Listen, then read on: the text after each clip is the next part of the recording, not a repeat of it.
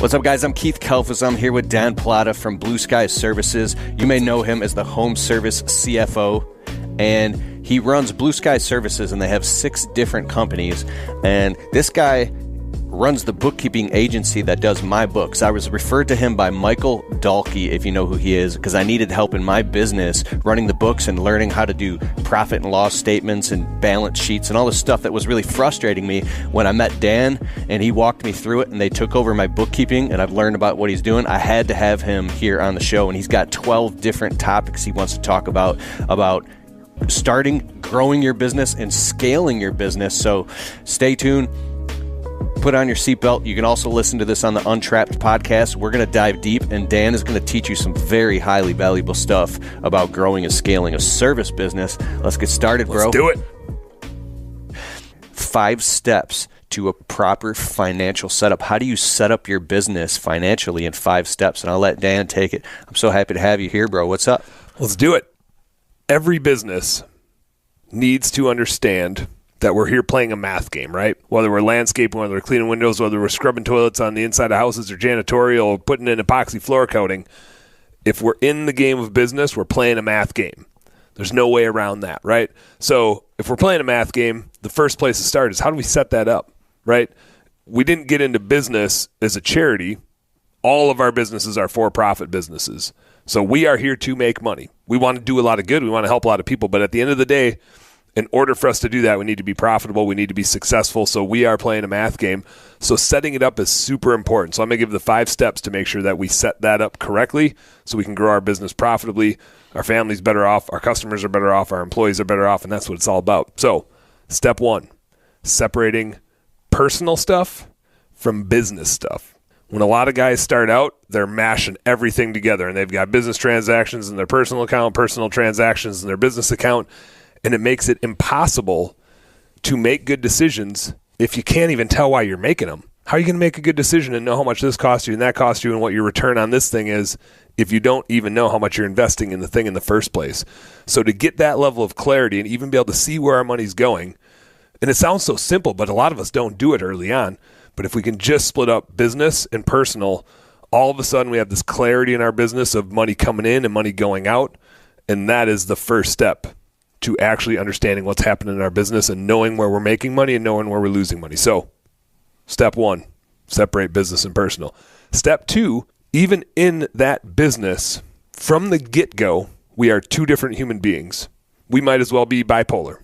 We have 2 different tasks that are almost totally unrelated. One of those tasks is being the CEO of our business, and we're running that business and we're making the day-to-day operating decisions. And especially when we start out, we're wearing all the hats. We're the CEO, the COO, the CFO, the CIO, the whatever, and we're the technician and we're the office manager. But we are getting paid to do a job. The other thing that we are that's totally different is we're an owner and we're an investor. We just happen to own and invest in a business that we work in. But you could go buy shares of Amazon or IBM or whatever stock you want on the open market. You can be an owner and investor in any company, right? You just happen to be an owner and investor in your company. And a lot of times when we first start out, we don't segment those 2 roles and those 2 hats. One of them is putting capital to work and trying to get a return on our money. The other one is putting our labor to work and trying to get a paycheck. And if we don't split those 2 things apart, we don't know why we're making the decisions that we're making, and we're making investment decisions that are operating decisions and operating decisions that are investment decisions. In reality, we could hire somebody to run our company for us. We'd have to pay them a paycheck, but we should still be getting a return as an owner, as an investor. Many guys think they're making a lot of money, but they're only getting the paycheck. And so they start trying to scale the business. We'll talk about that later. They start trying to scale the business. They start hiring other people, and they never paid themselves as an owner. They never set enough money aside as an owner. So they start paying somebody else to do the work, and now they're just the owner. There's no money left. They didn't even have a business. Their business wasn't even generating a return. It was just generating a paycheck for them. So it's super important early on to make sure that we're both getting a paycheck as a fair wage for doing the work that we're doing, and as the business owner, even if we weren't getting that paycheck, the business is still making a profit after all of that we can get as an owner for putting our money to work. So one place we're putting capital to work, one place we're putting labor to work. Both things need to generate their own return. So that's why we got to split it up. I'm sure you hear about that all the time. The guys that are like, I'm making so much money. And then the next guy chimes in and he's like, yeah, but you're not even taking a paycheck. You're not even paying yourself, right? Like you just have a job and that's just your paycheck, but the business isn't making any money. So they go to sell it and the business isn't worth anything, or they hire somebody to do the work and there's no money left. And that's why they didn't start splitting themselves up between the CEO and the owner soon enough. So super important. Bro. Step 2. CEO versus owner. And that's tricky when you're like a solopreneur, right? Because you're wearing so many hats that even thinking about being the owner as a separate task is just kind of goofy. But it helps you as you start to scale the business to realize when you're wearing which hat. And the decisions you make when you invest capital versus the decisions you make about how you're going to get a job done, 2 different types of decisions. Step 3 is when you're playing that owner role and thinking about your business as an investment, debt becomes a really important tool. Mm-hmm. When you're the operator, we're kind of like debt afraid. Generally we want to buy shit in cash because we don't want to have this liability hanging over our heads. If we're just thinking about it from an investment standpoint, if I can go borrow money at 5% and I can invest it in this business that generates 20%, that seems like a pretty damn good win-win to me, right? I'm going to keep borrowing money at 5% and reinvesting it at 20% until that situation, goes away. I want to capture that return. And as an owner, that's the thought process. If I'm going to go finance a vehicle at 5% and I can go use this money to grow my business with marketing and that grows at 20%, I'm just going to keep doing that transaction all day, every day. And as business owners, we kind of bring this personal financial vibe, a little bit of Dave Ramsey, like debt's a bad thing and we don't want debt. And I'm all about that in my personal life. I have a mortgage on my house and that's it. But like I'm trying to buy vehicles with cash unless I have like an investment opportunity. Like the trade-off is still the same, but I'm super debt averse as an individual. In my business, it's just a math game. If I can borrow money here and reinvest it there at a guaranteed return on one hand and a guaranteed output of interest on the other hand, I want to capture that spread, and that's the value of having a business. And my business generates a return, whereas as an individual, I don't. If I go finance money to buy a personal car, that personal car doesn't generate a return for me. If I go finance a business vehicle, that business vehicle is out doing work, generating a return. And so now there's a value in financing that thing versus paying it for cash. So step number 3 is debt isn't evil. Credit cards are great as long as you pay them off. People are super afraid of credit cards, and they're freaking great in our businesses. Mm-hmm. For the cash flow purpose, they delay our payment 30, 40 days. Cash is king. We need that cash. Delaying payment on stuff for 30, 40 days is amazing. 0% interest every time you do that. And you get all these bonus points, and that's real. That's 1% to 2% back, on a whole bunch of stuff. And we're spending tens of thousands of dollars every year, if not every month. And getting some of that back is huge. So credit cards can be a huge asset to our business, assuming we don't rack up a bunch of interest-bearing debt at those interest rates. They defeat themselves pretty quick if we're not responsible. But personally, maybe don't have a credit card if it's not good for you, right? It's not the right thing for everybody. But in our business, it makes a ton of sense to push the payment back that 30 to 40 days, get the points on everything we buy because we're going to buy shit. We need to buy shit to run our business. So step 3, credit cards and debt are okay. We still need to be responsible about them. We don't go finance a boat. We go finance a work truck that goes and makes us money, right? Step number 4, and I see this go wrong a lot. Keep your accounting system separate from your operating system. Keep your jobber separate from your QuickBooks. Just like the person that you hire to do your lawn care and landscaping probably isn't the same person that you hire to clean the inside of your house and dust your knickknacks, even though that'd be great if the same person could and you just had one relationship, they're 2 totally different things. Just like jobber and QuickBooks are 2 totally different things. Yeah, it'd be great if one system could do all of that stuff for us. If it could work as an operating system and work as an accounting system, that'd be phenomenal. If you're sick of wearing multiple different hats and you really need a CRM software to run your business on, look no further than Jobber. Jobber now uses the power of AI.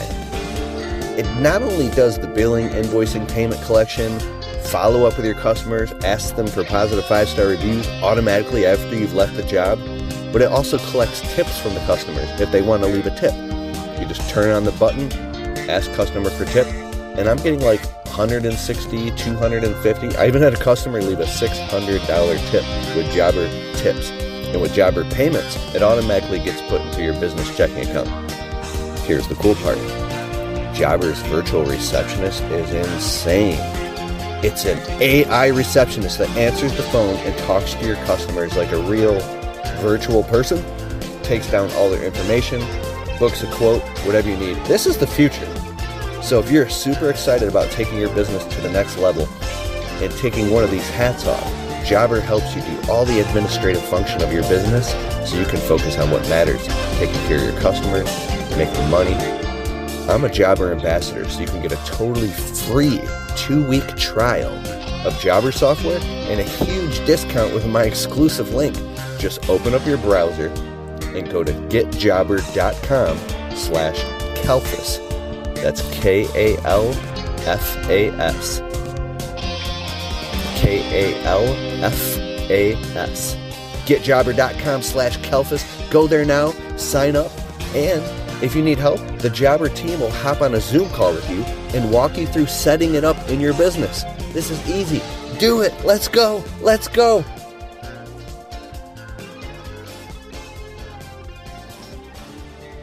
Now back to the show.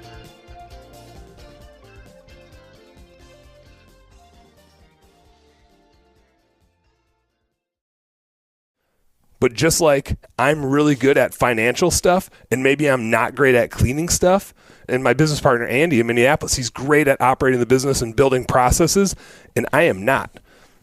And that's okay. There's very few things that are good at everything. As humans, we don't need to try to be. And as systems, we don't need to try to find a magic bullet. I haven't found it. When people try to push those two systems together, A, they usually just don't understand the implications of it, but B, now they're just using systems that are built to do something else, and they're using it for the wrong thing. And it just, nothing good comes of that. So I see that happen all the time. It's really easy to not connect them. Just keep them separate, and that's totally fine. Step number 5 of setting up your financial system from the get-go. And this happens when you kind of turn the corner, I'll say around $100,000 in revenue.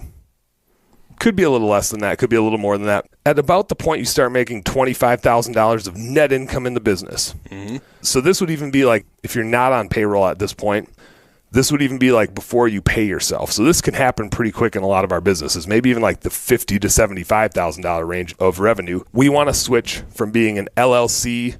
Well, I should say first, make sure you have an LLC set up just from a liability standpoint so that you are protected from the risks that happen in your business. And if something happens at a customer's house, they can't, shut your business down. You want to keep business and personal separate, kind of back to step 1. But when you first set up that LLC, you're generally going to be taxed as a sole proprietor, which means when the business earns income, you're going to pay payroll taxes on all of the income of the business, whether you take it or not, and then you're going to pay income taxes after that. Instead of paying all of those taxes, if you set yourself up as an LLC taxed as an S-Corp, which you file Form 2553, your CPA can do it for you. You can probably do it directly. That form declares you to be taxed as an S-Corp instead of a sole proprietor. So when you're taxed as a sole proprietor, you're paying payroll taxes on all the income of the business. Let's say it's $50,000 of net income in the business, just because it's a round number. Round numbers are easier. If you got $50,000 of net income in the business, you're going to pay payroll taxes of 15.3% on that, which is like $7,500, $7,600. Mm-hmm. If you are taxed as an S-Corp, you put yourself on payroll. So let's say now you take $25,000 as a wage. You don't take the whole 50, you take half of it as a wage. You're paying payroll taxes of 15.3% on $25,000 instead of $50. So instead of $7,600 of payroll taxes, it's $3,800-ish. Yeah, $3,800. So you save $3,800 on payroll taxes. You still have to pay all the income taxes on the $50,000, but you're only now paying payroll taxes on the $25,000 that you took as a wage, not on the other $25,000. That's if you're making $50,000 of net income. You start ramping that up towards $100,000 of net income, $200,000 of net income. We're talking about tens of thousands of dollars that are left on the table if you're taxed as a sole proprietor instead of as an S-Corp. And so we'll get to that later a little bit and specifically why to be taxed as an S-Corp and how to execute it. But just to recap the financial steps here. Step 1, separate business and personal so that you can get great data on your business. That's how you grow a successful business. Step 2 is remember that you are both a CEO and an owner, and know that those are two different roles. One, you're making business operating decisions, and one, you're making investing decisions. Those are different types of decisions. Step 3, debt is okay. It's okay to use credit cards. It's okay to use debt. I encourage you to finance your vehicles. I'm going to talk later about how to buy assets the right way, and that's part of it, is financing them. Step 4, keep your accounting system separate from your operating system. That's keeping QuickBooks separate from your jobber and not syncing them. Last step is, as you kind of get over that $100,000 of revenue or $25,000 to $50,000 of net income, make sure your tax is an S-Corp. Boom. Boom. All right, that was a lot to that. That was a lot to take in. So the number one thing that I keep thinking about as you're talking about this is once you start your own business, you start making money, you're buying tools and equipment, you're fully immersed in this thing, and you want to get the hell out of that one-bedroom apartment, or, that was my situation. Mm-hmm. And in my case, I always kind of go back to this. I got neighbors stealing my shoes and work boots literally off the porch, and my wife is scared to go do coin laundry because we live around a couple questionable characters. And so, but if you look at the business fully mathematically, like you're saying from the beginning, you got to have all this stuff in order. And I see it as a gradient, like you should evolve more and more and more into that place. Keep leaning in that direction all the time so it doesn't feel like you got to do all this right now. Mm-hmm. How does that work in your experience? And what's the progression of year 1, year 2, year 3 till where somebody is fully into the place where you're talking about? Or should it be that way before you do anything? What do you see? It depends on your commitment. Some people get into our industry as a side hustle. And so it just makes sense that in that case, in some cases, they're just operating as a sole proprietor. They're not even set up as an LLC, right? They're basically running it as an individual, not as a business. And so in those cases, it's common that because you're not viewing it as a business, as a thing you're going to scale as an income stream, you tend to just combine business and personal because it's kind of a hobby that pays you money. It's just a total side hustle. That oftentimes turns into a business, and we don't think about that inflection point about, okay, now I'm starting to go full time and this is a real thing, and so I got to start treating it like a business. We might go get the LLC set up, but we never set up our banking situation in a way that allows us to get that data because we're just so used to smashing them together. And so I think at the point where it stops being a hobby and starts being a career and a full-time job, that's when this gets super important. If it's just a hobby and you're not going to scale it, or you're not counting on it to make a living off of, and it's just a thing you do on the side to make some beer money, then it's fine to keep it smashed together because it's not something that your livelihood is dependent on. But when it starts becoming that career and a business and something that you're passionate about and that you're trying to grow, you're only doing yourself a disservice if you keep it structured like it's a hobby still. And so when that inflection point happens, that's when you got to really get serious about keeping business stuff separate from personal stuff. Even if you're the only one that owns the business and you're the only one working in the business, and so you still see everything anyway, the peace of mind and the clarity of being able to keep those two things in different spots and know what's happening where and why, that's worth every penny. Yeah, I really like the idea, and you guys have taught me, because you guys do the books in both of my businesses. I have different credit cards for personal and then one for each business. So when I make a purchase on Amazon, because you can buy anything off Amazon, just for example, I have the different credit cards logged into Amazon, and you can choose which card you want to make that purchase with. Mm-hmm. So when the purchase is made on the back end of the bank account, the credit card statements and QuickBooks, for the bookkeeper that knows that it's already in that category. Because why would you go out and making, be doing oil changes and buying tools for your business with your personal credit card? Yep. You wouldn't. You would do it with the business line of credit. So you keep it separated, but you also, so you're saying you have your own business, but you view yourself as a shareholder or an employee of that business, and you collect a paycheck as if you have your own W-2 employee. Yep. Now you work for this company. You just happen to own it. You just happen to be the number one shareholder of that company. It's great. So when you make that compartmentalization and that separation in your mind, for me, the further I go along in this progression, there's so many benefits to just the mindset. Mm-hmm. It's incredible because it shows you where you're at and how much more you have to go and how much you can grow. And it's very exciting, bro. The clarity is what helps us grow our business. When people get stuck, the thing that they say is they're just overwhelmed because they don't know what is happening in their business. They usually look at their bank account, and when they talk to me the first time, they say, I'm making all this money, but I don't know where it's going, right? It's this total lack of clarity. And so when we get those bank accounts set up correctly, even if you do this right, and we'll get to the next step, there will still be points of time where you lose clarity, and that's why bookkeeping gets so important. But even early on, just that clarity and setting up the systems the right way so you have the right mindset, and you can tell when you're making an investment versus an expense, that's how you start actually making good money in your business. And again, this is for profit. That's why we're here. We got a lot of people to support, a lot of mouths to feed, so it's important that we make good money. Now, you did cover it for a second, and I don't know if you want to go more into we're on number one. Number two is why tax yourself as an S-Corp. Mm-hmm. Can you touch on that again?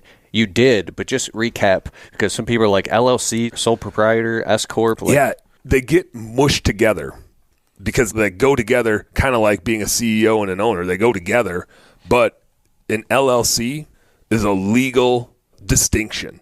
It's a limited liability company. It means that if somebody sues you because something happened at their property, they can only take the stuff in the business. They can't take your personal stuff. If you're a sole proprietor, they can take your personal stuff, right? They could take your house, they could take your car, whatever. If you are a business and set up as a limited liability company, you are now, absolved of the business. It's a separate entity. And so the business is liable, but you as a person are not liable. I won't get into ask a lawyer if you want a further distinction of that. But how we get taxed is separate from that. When you first set up your LLC, you will be taxed as a sole proprietor. So that is a way that you can get taxed, which basically just means all of that income, and no matter whether you take it or not. And I think this is super important to understand. Even if you keep all the money in that business bank account and don't take a dime, you still have to pay taxes on the income that the business generated. And so if that business generates $50,000, even if you took none of it, maybe you got yourself a sugar mama or a sugar daddy, and they're paying all the bills and paying for everything in the house, and all the money in the business stays in the business. Even if that's the case, if your net income in the business was $50,000, you first owe payroll taxes on all of it, and then after you pay those payroll taxes, then you owe income taxes on all of it, whether you take it or not. So not to say that you should take it or shouldn't take it, but just understand how it works. Distributions don't get taxed. The net income gets taxed. So the reason to do the S-Corp thing is twofold. One is you save a shit ton on those payroll taxes. Now you put yourself on payroll, and it's a tax distinction. Again, it's not a legal distinction. It's a tax distinction. So you put yourself on payroll. You're a W-2 employee now. Like you're a legit W-2. You're taking a paycheck. You don't need to take it every week, every 2 weeks. You could wait until the end of the year and just take a $25,000 paycheck. So the means of how you take it, and you could take it as like an hourly employee. You could take it as a commission employee. You could take it as a salary employee. Like how you pay that is not important, not relevant. What is important and relevant is that you take a W-2 wage because now you're on payroll. You're a corporation. You're an Inc. from a tax perspective. And when you take that payroll, you're taking more as payroll than you take as distributions. If not, what it looks like to the IRS is that you're just kind of like avoiding paying taxes because they only tax you on what you take as payroll. And so if in that $50,000 example, if you took $5,000 as payroll and took $45,000 as distributions, it's going to look very much like you're, avoiding paying some taxes, and the IRS's job is to have you pay some taxes. So they want to get their cut. The kind of rule of thumb, if you will, is that you should take more than 50%, also known as like a reasonable wage is what they say. But if you take more than 50% as wages, then you kind of clear that threshold. So if it's $50,000 of net income, take $26,000 as payroll, and then if you want to take that other $24,000 as distributions, then you're kind of in the clear. You're meeting that kind of 50% rule. So by doing so, that other $24,000, again, whether you distribute it or not, you're going to pay income taxes on it, but you don't have to pay payroll taxes on it. And as business owners, we all have the privilege of paying the self-employment tax penalty. So we're paying payroll taxes as the employer, but also the employee. And that happens whether we're taxes as sole proprietor or taxes in S-Corp. That doesn't matter. But we're paying 15.3% basically. And so why pay 15.3% of that extra $24,000 if you don't have to? So that's reason number one. It's just like pure saving thousands of dollars. That's a pretty good reason. Reason number legally. That's a good distinction. It's an important distinction.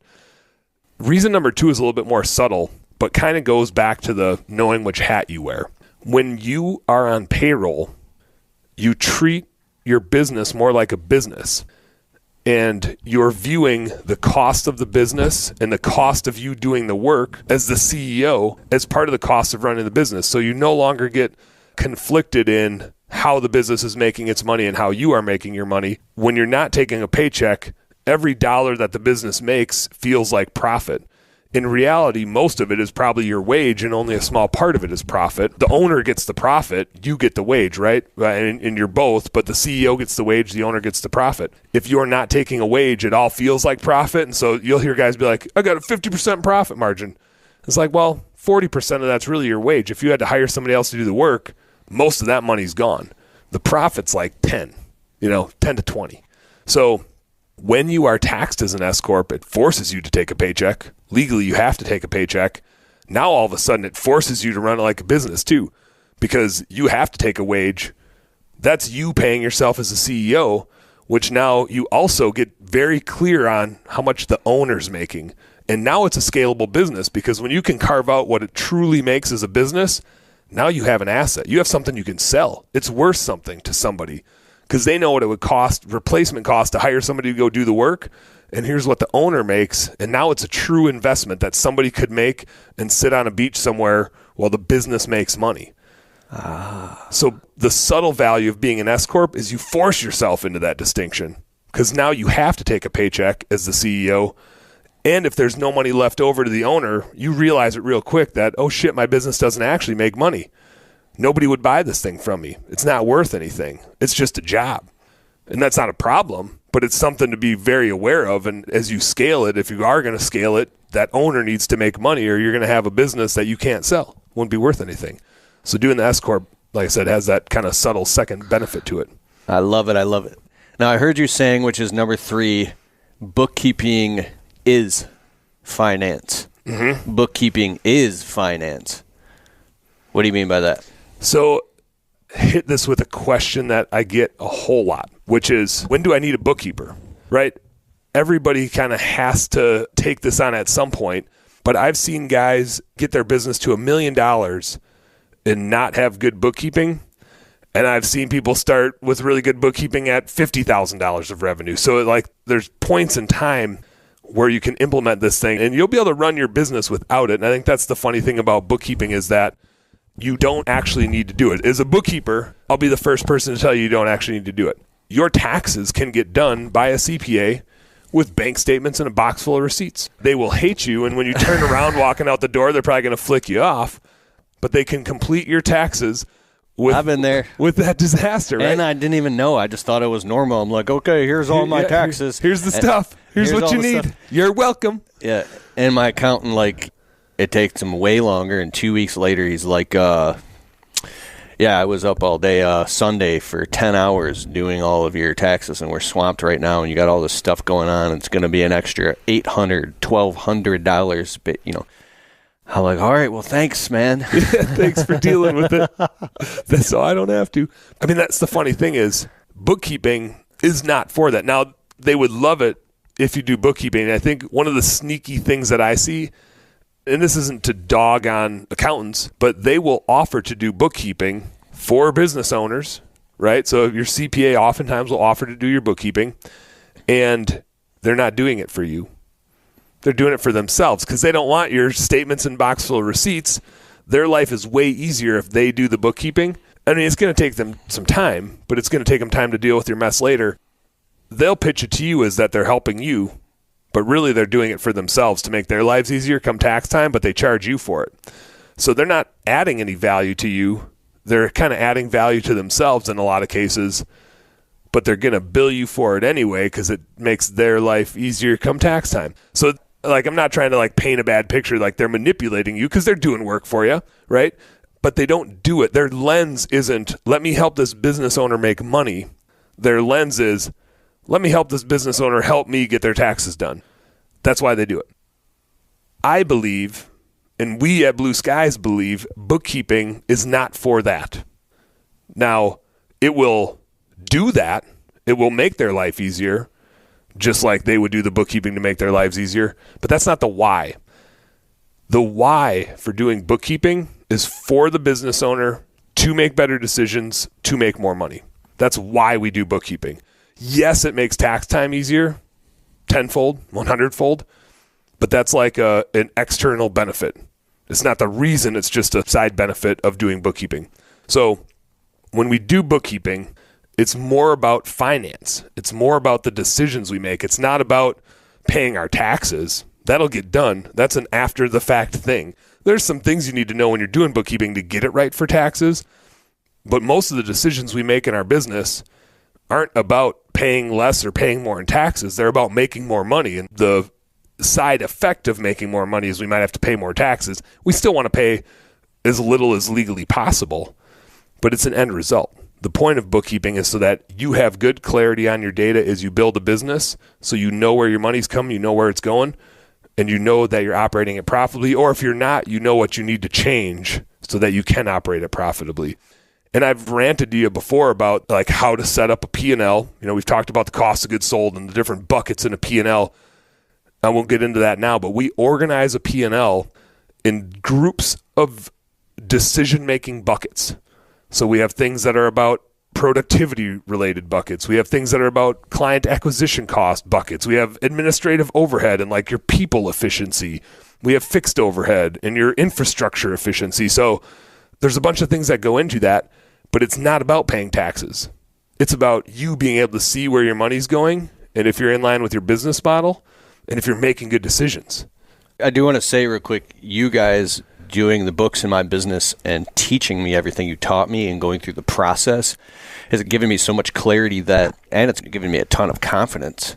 So I feel like the bill that I get from you guys, it just pays for itself because of the clarity I get, gives me more certainty of that it's actually working and I can see where I need to cut the fat. And so I appreciate it so much. We appreciate you, man. Wait, what is it? yourblueskies.com/Kelfus. Yeah. You guys can say, what do they save?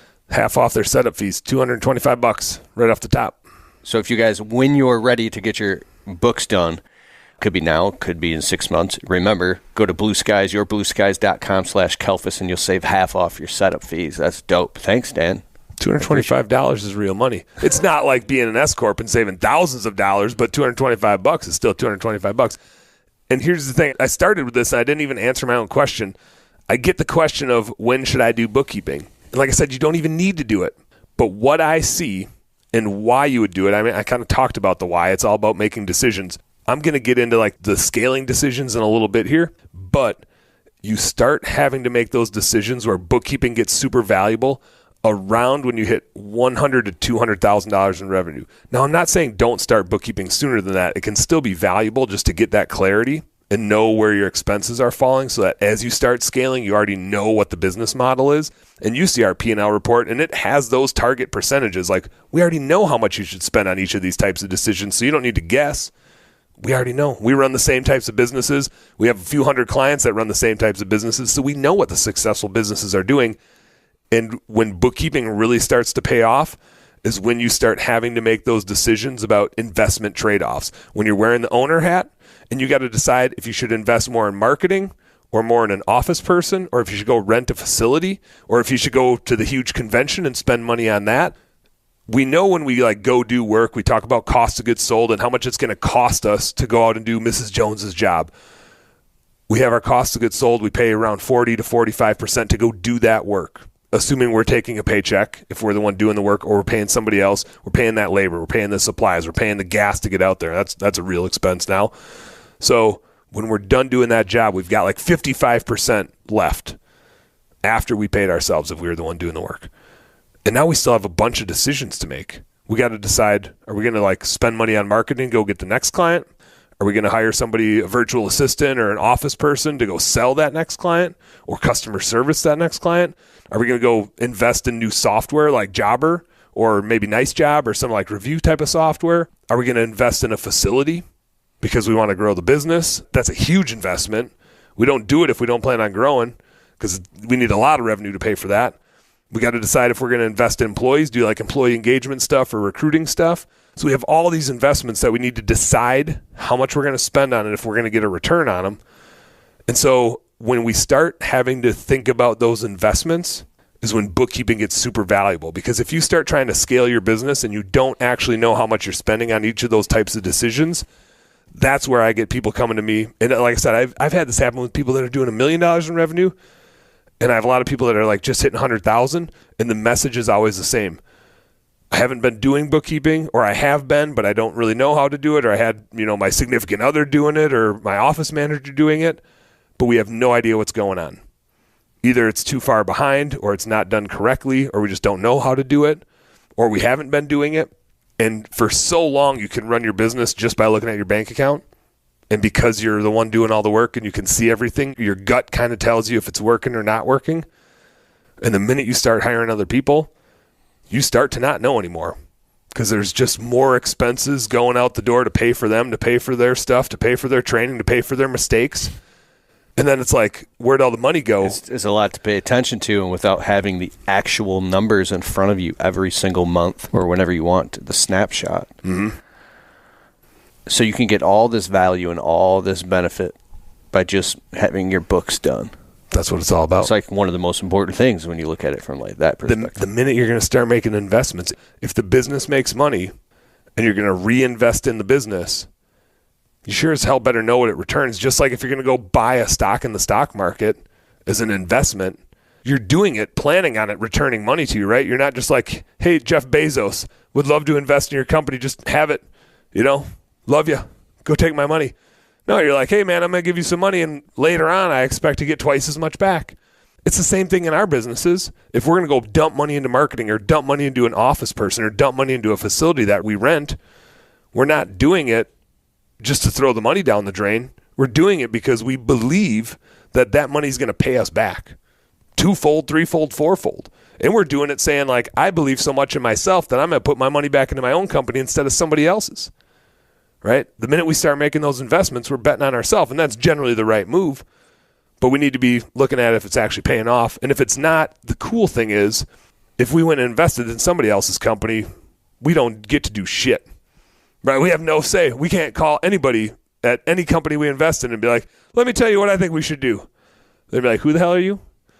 When it's our own company, we get to invest in ourselves, and then we invest in ourselves, and we have this money to play with, and we get to make the decisions. That's pretty powerful. And the learning and growth and maturity and evolution you get to evolve as a business owner is just awesome. Unless you don't like that stuff. To me, it just seems like you're getting multiple master's degrees in the real world.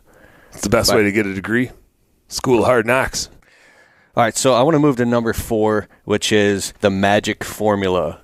We had lunch before this. I ate some good food. We were talking, and you started talking about capacity equals demand. That's the number. And there's a magic formula.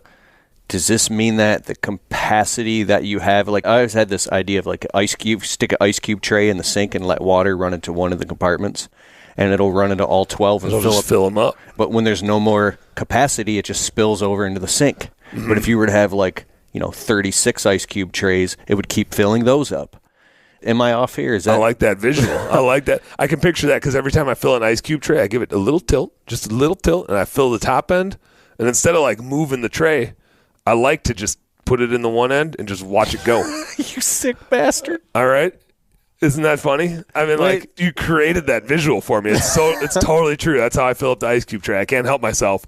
You know those games you get where there's the ball rolling around, it's inside a little compartment, and you got to tip the thing to get the ball to go in. Yeah. It feels like that. It's like a game that I get to play 30 minutes before I have a cocktail. So you tip the ice cube tray in what? I just watch the water flow down through, right? It's like a little waterfall. Why do you do that? I don't know, because I'm a weirdo. I think that you like to watch the process, like you created that happen. I'm just projecting. Gravity's cool. Yes. But real quick, and everybody check him out on Facebook. Your group is Bookkeeping Beer and BS, and you have a show and your podcast. We Right. got the Bookkeeping Beer and BS podcast, and we got the Bookkeeping Beer and BS YouTube channel.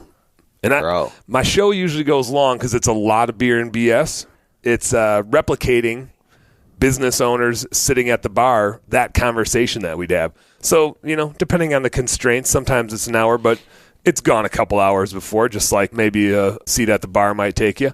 But then my guy Jairus cuts it up and puts it out on YouTube in like 5 to 10 minute clips for those of us that don't have 2 hours to hang out and sit at the bar talking. Keith, I want to get to the capacity versus demand formula because it's the next step after we talk about should we even be doing bookkeeping. The minute we start thinking about doing bookkeeping is we're making those decisions of where to invest in our business. And as we invest, the magic formula, whether you're doing 100,000 or 100 million, it does not matter. The magic formula in the home service space specifically, and I'm not saying this doesn't work in other spaces, but in the home service space specifically, is capacity equals demand. You would almost think it's like a capacity plus this minus this equals demand. The formula is just as simple as capacity equals demand. In the extent to which that doesn't happen and is off, the more chaotic and stressful and shitty your life is as a business owner. So if capacity is greater than demand, that means that you have way more employees than you have customers. That's an awful life. You are stressed out because all of your employees are complaining that their paychecks are too small. You're stressed out because you have all these assets that are sitting around not producing. You probably have the vehicles and the rigs for them, and there's no work to do. Because your employees' paychecks are small, they quit, right? And then all of a sudden your capacity drops massively one day. And sometimes it drops so far that now you're short on capacity and you're long on demand. And that sounds good. It seems like if demand was great and capacity was small, we'd be making money hand over fist. But what actually happens is if demand is too great, your customers are not getting a great experience because you're rushing, because you're short-staffed, and your staff starts cutting corners, your staff starts getting stressed out because their schedule's maxed out and you're working 6 days a week and they're working late on Saturdays and they don't have any time for their family. Yeah, you have this great demand and you're cranking it out and you're making a lot of money, it seems like. But because your capacity is so stressed out, they quit because it's not about the money. It's about living a healthy, happy life. And all of a sudden, what was a demand problem just became a bigger demand problem because you have less employees for all the demand that you have. And you have all these customers that are pissed off at you because you told them you'd be out there in 2 weeks, and then you have to call them back and tell them it'd be 4 weeks, and then it's 6 weeks, and then you just tell them you're not coming out at all. So capacity equals demand is the magic formula to grow a business that doesn't suck. Because if you grow a business and you have too much capacity and not enough demand, or too much demand and not enough capacity, the farther those things deviate from one another, the more your life sucks. And it doesn't matter which way it deviates. And the craziest thing about it is the farther it deviates, the farther it deviates. Because like I said, if you have too much demand and not enough capacity, employees quit because they're miserable, because they're overworked. And then the problem gets even worse. And likewise, if you have so much capacity and not enough demand, not that you would have more capacity or that demand would drop, but that oftentimes causes you to swing the other direction real fast because a bunch of employees will quit because they're not getting big enough paychecks. And you can't just create demand out of thin air either. Now, we want to have as many marketing levers as we can, so if we have all this capacity, we go find the customers really quick. But if we don't find them fast enough, the inverse is going to happen really fast. So to be a happy business owner, capacity has to equal demand, or at least as close as humanly possible. The closer we get that, and we all feel it at certain points in our business. I'm sure you've had it, Keith, where you like go to bed at night and you just have a smile on your face and like life is great. And if you ever think at what's happening in those times, capacity equals demand. When you lay awake all night and your brain's just going, it's usually because capacity doesn't equal demand. And it can be in your service business, but it might just be with a bunch of to-dos that you have on your plate because you don't have enough capacity for all these demands that are hitting you. Or if the inverse happens just in your personal life and you have all this capacity but not enough stuff going on and not enough things demanding you, you're also like, I need to go do something, right? What's happening? Why don't I have something to do? Do I need to be worried? Do I need to go create something? Why is nobody calling? So even in our personal lives, like when we're the happiest is when our capacity equals the demands on us, and our business is the same way. And no matter which way it goes, one way or the other, we just feel it. We know it's happening, and it makes us, or we bring ornery business owner to the business, which usually causes that formula to go one way or the other even more.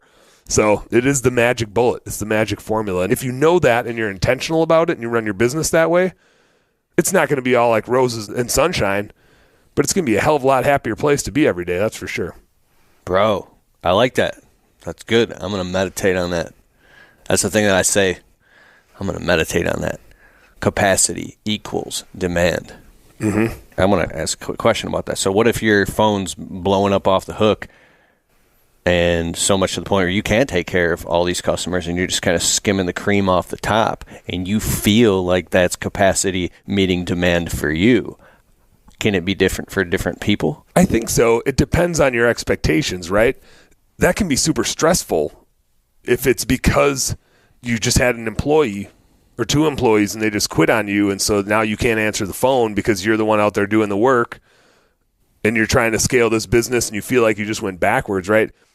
If the plan is that you're not going to hire people and your phone's just blowing up too much anyway, then it just creates this dynamic of like, should I be raising my prices? Should I hire somebody? Like, I'm not really spending a whole lot on marketing, but should I shut down all my marketing? And if I do, then 6 months from now or a month from now or 6 weeks from now, am I going to have any work left? So maybe I don't shut off my marketing, but I'm starting to get disgruntled people posting negatively about me on social media because I don't answer my phone. So it's going to create stress. Even if you don't intend on growing your business, if you have more demand than you can handle, it'll get to you. It'll stress you out at some point because it's going to start raising all these questions and it's going to piss people off if they're trying to use you and they can't. In today's world, they're going to find a place to post something negative about you. And like, no matter how thick our skin is, that eats us all up, right? Like, we read a 1-star Google review and we lose sleep over that shit. I think I was trying to make myself feel better because at the end of last year, we had so much demand that we just stopped answering the phone, and I was overwhelmed, and we had 875 missed phone calls by the time the first snow hit because of the world we live in. Demand is off the hook. And it was beating me up, bro. I had to just at some point turn off the switch of caring because it was stressing me out so bad. So, but that's what I mean. That's capacity equals demand. It stresses you out like crazy. It does. And it's not a bad thing. I mean, if we think about what stress is, right? It's our body's natural reaction to like, hey, Keith, you have something that needs attention, right? You have something that needs attention. And like, stress is just this biological reaction to us to like, there's a freaking tiger about to eat us, so something needs our attention. That's all stress is. And so if we like ignore the tiger, it's just going to stress us out more. We just got to solve the tiger. We got to handle the tiger. So you might handle it by hiring people. You might handle it by like selling your leads to somebody else that's just getting started. But if you ignore it, it's just going to stress you out more, which it probably did. Yeah. And then stream of tigers. And you feel like you're letting people down, right? And we, as business owners, we always put ourselves last. We put our employees first. We put our customers first. We put our family first. We always put ourselves last. And so when we are not upholding something to somebody that we feel like we like owe it to, like our customer, it stresses us out, man. And that's okay. Bro, amazing distinction. Thank you for that. That was amazing. All right, number 6 here is I think we're on 5. Oh yeah, 5. We're on 5. The inflection point of scaling. The inflection point of scaling. The inflection point of scaling with Dan Plata. I like that. I wanted to talk about this after the magic formula because this is where the magic formula, this is where bookkeeping starts to get relevant. This is where the magic formula starts to get really relevant because what just happened is like a perfect transition. What just happened to you last year is exactly this inflection point where demand is greater than capacity. And we're like, should we go? Should we not go? Should we go? Should we not go? And there's all these pros and cons. There's so much benefit to staying small. You don't have employees to worry about. Employees are really freaking stressful. You have less customers to worry about. You get to be super choosy about your customers. You don't need any infrastructure. You can run it from your home. You don't need a person in the office, really. You can use a virtual assistant. Your like recruiting costs are non-existent because you're not hiring a bunch of employees. Your employee engagement is non-existent. Your repairs and maintenance is probably less because you don't have 19-year-old kids out running your equipment, beating the shit out of it. So smashing your trucks. And even after like a couple years, you hardly have to market. Like word of mouth is enough. So yeah, you still have the cost of you going to do the work, but you can grow a solopreneur style business, depending on which industry you're in, to anywhere between like 100 to 300,000 of revenue or more in some industries, just with you. And you can do it super profitably because you don't have all these investments to make, because it's just you. You don't need to invest in all the employees or the next customer, so on and so forth. So tons of pros, right, to staying small and not trying to scale. But there's a handful of cons too, which is you have all the risk. If you get hurt, the business ain't making money anymore, right? So all of a sudden you need a huge disability policy because you still have to take care of people. And if it's just you and you're the only one generating an income, if you get hurt, the business goes away, right? The business is not making money when you're not there, and you're just the hamster on the wheel. You're the only thing that can make that business make money. So even when you're on vacation, you feel guilty that the business isn't running. You can't leave it. You can't mentally leave it. You can't. I mean, we were talking earlier, like there's just points in your business life where you have to just not give an F, and you can't not give an F when you're there every single day, and the business is 100% dependent on you, and you have limited upside. Right? Wow. When the business scales, you have unlimited upside, and there's plenty of problems with scaling a business. I'll get to those too. But when you don't scale, like the world is not your oyster. You can only make so much money because there's so many hours in a day. You can like maximize it by taking on only certain clients and only taking on the highest paying stuff and only the most profitable stuff. But at the end of the day, there's always a ceiling on how much you can do. We like go through those cons and we're like, man, my phone is blowing up. I have all this demand. I really ought to go hire people and start scaling this business. And there's tons of pros to that. It's the opposite of all the cons from not scaling, right? All of a sudden the business can make money while we're sitting on a beach somewhere. All of a sudden, if we get hurt, it's totally fine. The business still makes money, and we can afford the insurance to pay for that stuff. All of a sudden, we have this freedom that we create, so we get to spend more time with our families because we don't have to be the one out there doing the work, doing the this, doing the that. There's more to that list, but there's tons of pros to scaling the business. And so we start like leaning in that direction, because why wouldn't we want all that? Mm-hmm. We got our phone blowing up. Why wouldn't we want to go chase that? But all these cons. All of a sudden we have a bunch of employees to worry about. And we got enough problems ourselves, but one thing that happens when you have employees is you adopt all their problems too, whether you want them or not, right? You could say, hey, personal stays at home, work stays at work, but people are people, and you get all of them, whether you like it or not. Whether they're depressed, whether they're happy, whether they're on drugs, whatever, they're bringing it to work. You can't control that. They're bringing it. Yep. Did I strike a nerve there? Yeah, like finding drugs underneath the seat of my other work truck. Yeah. While I was driving it, and I go to clean out the truck, and I find this little tiny like tin container, and I go, "What the hell is this?" And I open it up, and there's a little white pill in there. I don't know. It was probably, who knows? And all of a sudden, just like my heart starts beating, and I feel upset and pissed off and betrayed and thinking about how I could catch a court case, and obviously I threw it in the garbage, and it's just taking up brain space. It's just taking up brain space, man. Yeah. So you start scaling the business. You have those problems. You have all these other investments to make that you didn't have to make before, right? All of a sudden you need a place to rent. You need to spend way more on marketing. You need to spend a whole bunch on office people. You need to spend a whole bunch on employee engagement and stuff like that. You're making all these investments, and your job just did a 180. You used to be a window cleaner. You used to be a landscaper. You used to be a pressure washer. You used to be a home cleaner. You used to lay concrete. Whatever it was that the task was, that was your job. Now your job is leading people, maybe answering phones, building culture, building systems and processes. Your job just totally changed. You were good at the job that you had. That was why you started the company.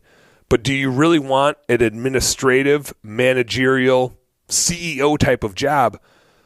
For a lot of people, that isn't why they got into the business. They don't want to run a business. They want to go outside and do the work and be outside, if that's where their work happens. So one of the cons is the thing that you loved that got you into it is no longer your job. You don't even get to do that.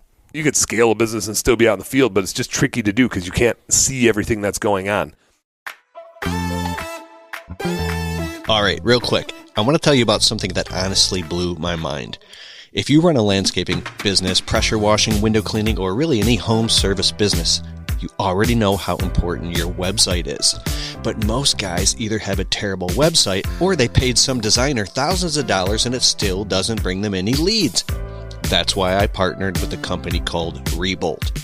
Rebolt uses AI to actually build and optimize your website so it ranks on Google and helps you show up when customers search in your area.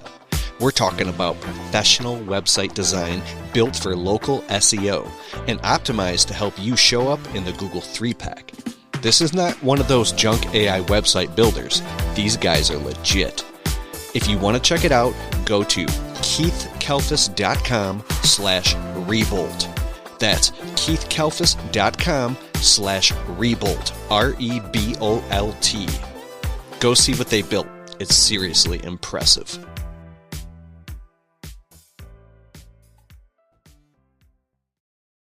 So all of a sudden your job just totally changed. So all of a sudden you start stacking up all these cons of scaling a business, and you're really damned if you do, damned if you don't.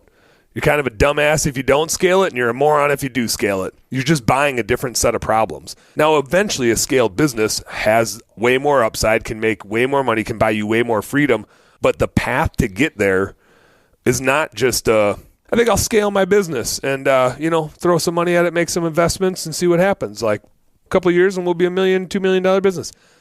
There's so much pain and suffering and learning and screwing up. I was telling you a story when we were sitting at lunch. I was going on a family long weekend, just a trip back to my folks' place, and we had to delay it by a day because I had an employee that was out cleaning a roof and texted me that they were going to jump off of it. And that was an hour and a half away from my house, and I got to decide, right? Well, I was about to leave with my family, but now I got to go rescue an employee and hope they don't, do something crazy at a customer's house. I care about the employee. I care about the customer. I care about my family. What do? We just have all these weird pressures as a business owner when we scale. So we don't just scale a business because we said so, right? It's not that easy. It comes with tons of hard work, tons of lessons, tons of mistakes. And, it's just a different journey. One thing I can think of is somebody being apprehensive or afraid to scale is they try to do it a little bit and then they realize all the pain that comes with that. Mm-hmm. Working and massaging yourself through those situations or ironing those things out is because it starts to bleed over into the personal life and into the family, into the marriage, because there's all these unknowns. It's brand new stuff that you're doing. And so you said people will start to lean into that and then they'll pull back down to one truck. They'll be like, screw that. Yeah. You're just not prepared for the onslaught of decisions. Mm-hmm. The business gets really messy, right? Like you used to see everything. And you used to be able to run it out of your bank account, and now you can't. So that's scary as hell because you see the bank account going down, but you don't really know why, and you maybe didn't start your bookkeeping yet. So everything in the business changed, and that was a lot of work, and that was scary. And then you look at your bank account going backwards, and you're like, man, I'm working twice as hard, and I don't know where my money's going, but it's not coming back to me. So why am I working so hard to make no money? And the first thing that always happens when we scale, and this is why I call it the inflection point, is A, we got to decide, are we going to totally change the job that we have? Is that the job we want? And B, are we ready to lose a bunch of money? It's another investment. It's a huge investment in something that could be great. But what if we are not good at it? What if we don't like it? The first thing that happens is we go from making $100,000 when it was just us to maybe making $30,000 or $0 the minute we hire a couple other people to do that work, and we got to try to grow this business around them, and they quit, and then we got to replace them, and then there's this herky jerk, and we don't know how long it's going to be before we get to the next step and start making money again. Hopefully it's a week, but it could be a year or two, right? And how long can we stay solvent? How long can we have money in our bank account to last through that trough, and how hard can we push to get our asses through it? It's a scary ass unknown. Cash flow purgatory. Cash flow purgatory. Wow. I got two other things to hit on, but that's literally what I call these troughs. It's not just right when you start. There's these things all the way through business. I call it the purgatories of scaling because there's just always these weird inflection points where we have to go backwards before we can go forwards. And it's scary and it sucks. And it's worse if you don't know that it's going to happen, right? If you start scaling your business and you don't know you're about to lose money and go backwards, that's when people get cold feet and jump back on the truck and are like, no way. I'm not doing that. I tried doing that, and it was miserable, and my employees sucked, and my equipment all broke, and they lost stuff, and they left it behind, and my customers were all pissed because our quality slipped. I'm getting back out in the field. Oh, and by the way, with all that, I was making $0 because I had to pay them the money for all these screw-ups. Why don't I just go back and do it myself? And you might be coming home sharing that with your wife, and then you're stressed out, and you're bringing all that stress in the home, and now your whole world's melting down, bro. Well, yeah, because you're working twice as many hours. Making no money. So you're making no money. You're bringing more problems home. Your attitude's shitty, and you're working twice as hard, and your wife's like, why are you doing this to us? Why would you hire a guy like that? Yeah. Why would you even hire a guy like that? What is wrong with you? I should have read the sign that he wore that said, I'm a crazy son of a bitch, and I'm going to try to tear your business down, but I didn't think it was serious. And it's like, I remember I would never come home and talk about, well, actually, in the beginning I would talk about all of it, but then after a couple years I learned not to touch a hot stove. Just took a couple years. When I pull up in the driveway, and I don't ever even talk about it. As soon as I just shut it off and leave my phone in my truck the first hour that I get home, and I go eat dinner and everything, I'll come to grab my phone. And I don't have 100 employees like you guys are talking about, but I've learned. This one guy was working for me. We had 2 trucks on a job site, and he's working. He's got to pull the truck up, and for some reason he backed the truck up and had a door open, and so he backs up the truck into the other truck and smashes both trucks. And double whammy. I think you call that the double whammy. Yeah, and then another guy's driving the truck and trailer, and same guy. He leaves the doors open, and the trailer doors are going like this on the road as he's hitting curbs, and cones are flying out and shit.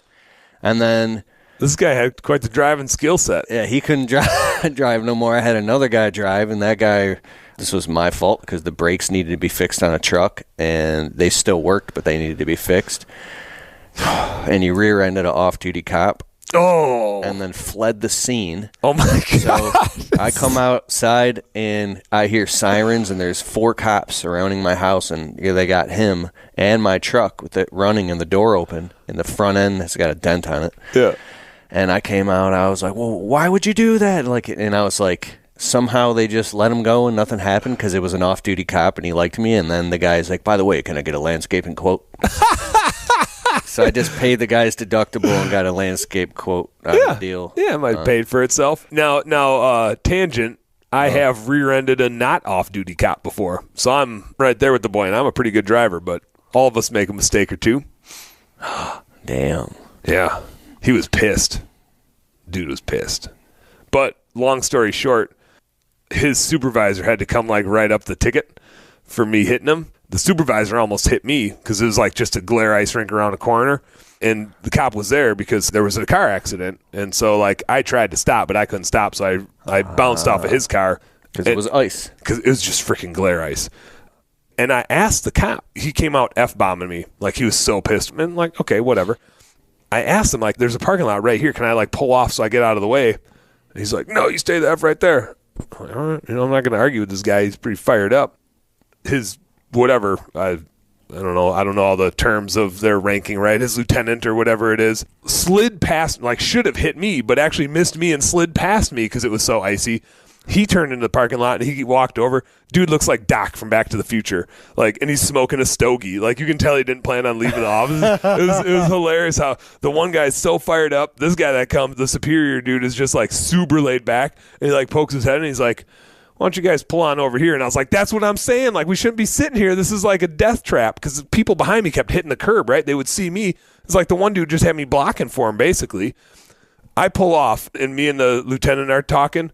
And within 30 seconds, another car comes and smacks that cop car. And he gets out and he's like, you gotta be effing kidding me. And I was just like, oh, my life is just, I was so down for a sec. I mean, when a cop starts F-bombing you, you really feel like a piece of shit.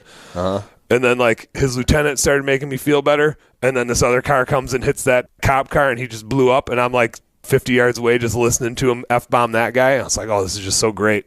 This is perfect. At least I got a story out of it. It's totally worth it. Totally worth it. So I can empathize with your employee. I didn't hit and run. I mean, I probably couldn't have run anywhere because my tires would just been spinning on this damn ice rink that I was on. But I've hit a cop car. I like it, bro. I got that T-shirt. There's probably a T-shirt for that. There's probably a T-shirt for that. Man, we can make one. You're what? Ashley can whip us. Ashley can whip us one up. Dude, you were dead serious just now. I can picture it. All right, sweet. Are you still on the inflection point of scaling? Or I think we hit the inflection point of scaling. I think we're on to now. Like when we're gonna scale, what's the first thing that we got to do? First thing we got to do is go find some more demand, right? Capacity equals demand. If we're gonna scale, we have to grow capacity, but we also have to grow demand. And there's no point in hiring a bunch of people if we don't have customers lined up. Now, this is a little bit different depending on the industry that you're in as to which of these you do first. And I'll get to the employee side of it in a second. If you're doing landscaping, window cleaning, more of transactional type of stuff, you can book business out and fill your schedule up maybe 2, 4, 6 weeks. And once you go past 6 weeks, nobody's signing up, right? Depending on where you are in the country. So you can build a runway for yourself. And so marketing is kind of the first thing that you want to do. You want to start filling up your schedule so that you can have the customers booked that are going to pay for the employee, that are going to pay for the supplies, that are going to pay for the tools that you need to go do that thing. If on the other hand, you're running a recurring service model, maybe lawn care or maybe maid service, now you almost need the employee first because you don't want to go sell it if you don't have somebody to go do the work if it's a recurring service. So if you're doing recurring services, you almost need to go find the employee first. And once you have the capacity, then you put your foot on the gas pedal of marketing to try to get the demand. So I'm going to first talk about the marketing side of it. And then number 7, we'll be talking about the employee side of it. If we're doing the transactional stuff, if we're doing the window cleaning, the landscaping stuff, the pressure washing stuff, if it's a one-time job, first thing we got to go do is start filling up our schedule. And the most important part of marketing is the math. How much does it take you to spend to go get that next client? We call it the client acquisition cost, or you'll see it as CAC, and there's a few different acronyms or whatever for it. But what you're looking for is, what's my investment to go find that next client? And my rule for this, I'm not saying this is going to be right for everybody, but just this is a mathematical rule that works really well in the home service industry, is we can spend about 30% of our revenue on marketing, which seems really high to some people. If your average job is $300, that's saying you can spend about $100 on just marketing to go get that next client. If your average job size is $1,000, you can spend $300 to go find that next client. The reason that works, and it works over and over and over again, is if we have a scaled business, if we have a scaled window cleaning business, generally, we're going to pay about 15% in marketing overall. So my business in Minneapolis did just over $1 million this year. We spent almost exactly $150,000 in marketing. We're right at 15%. The net income of the business should be right around 15% as well in a window cleaning business. That's where we kind of want it to fall. Different industries, a little higher or a little lower, and just depending on where you are in your business. But these are good general targets. When we sell a new client, we take that 15% overall spend on marketing plus the 15% net profit, and we basically say we'll pay it all in marketing the first time we do work for a customer. And that's because we don't need to make money off that customer. We're fine breaking even on every brand new customer in our business because brand new customers still give us referrals and they repeat. So the client life value of the lifetime value of that client is still massive. So we're willing to basically break even in year 1 on a brand new client because we know that they're going to refer us and they're going to repeat. And that's where we make our money because we don't have to market to those people. We maybe send them an email blast or a text blast or something like that. But it's almost free for us to market to people that are on our client list. It's expensive to go find new clients.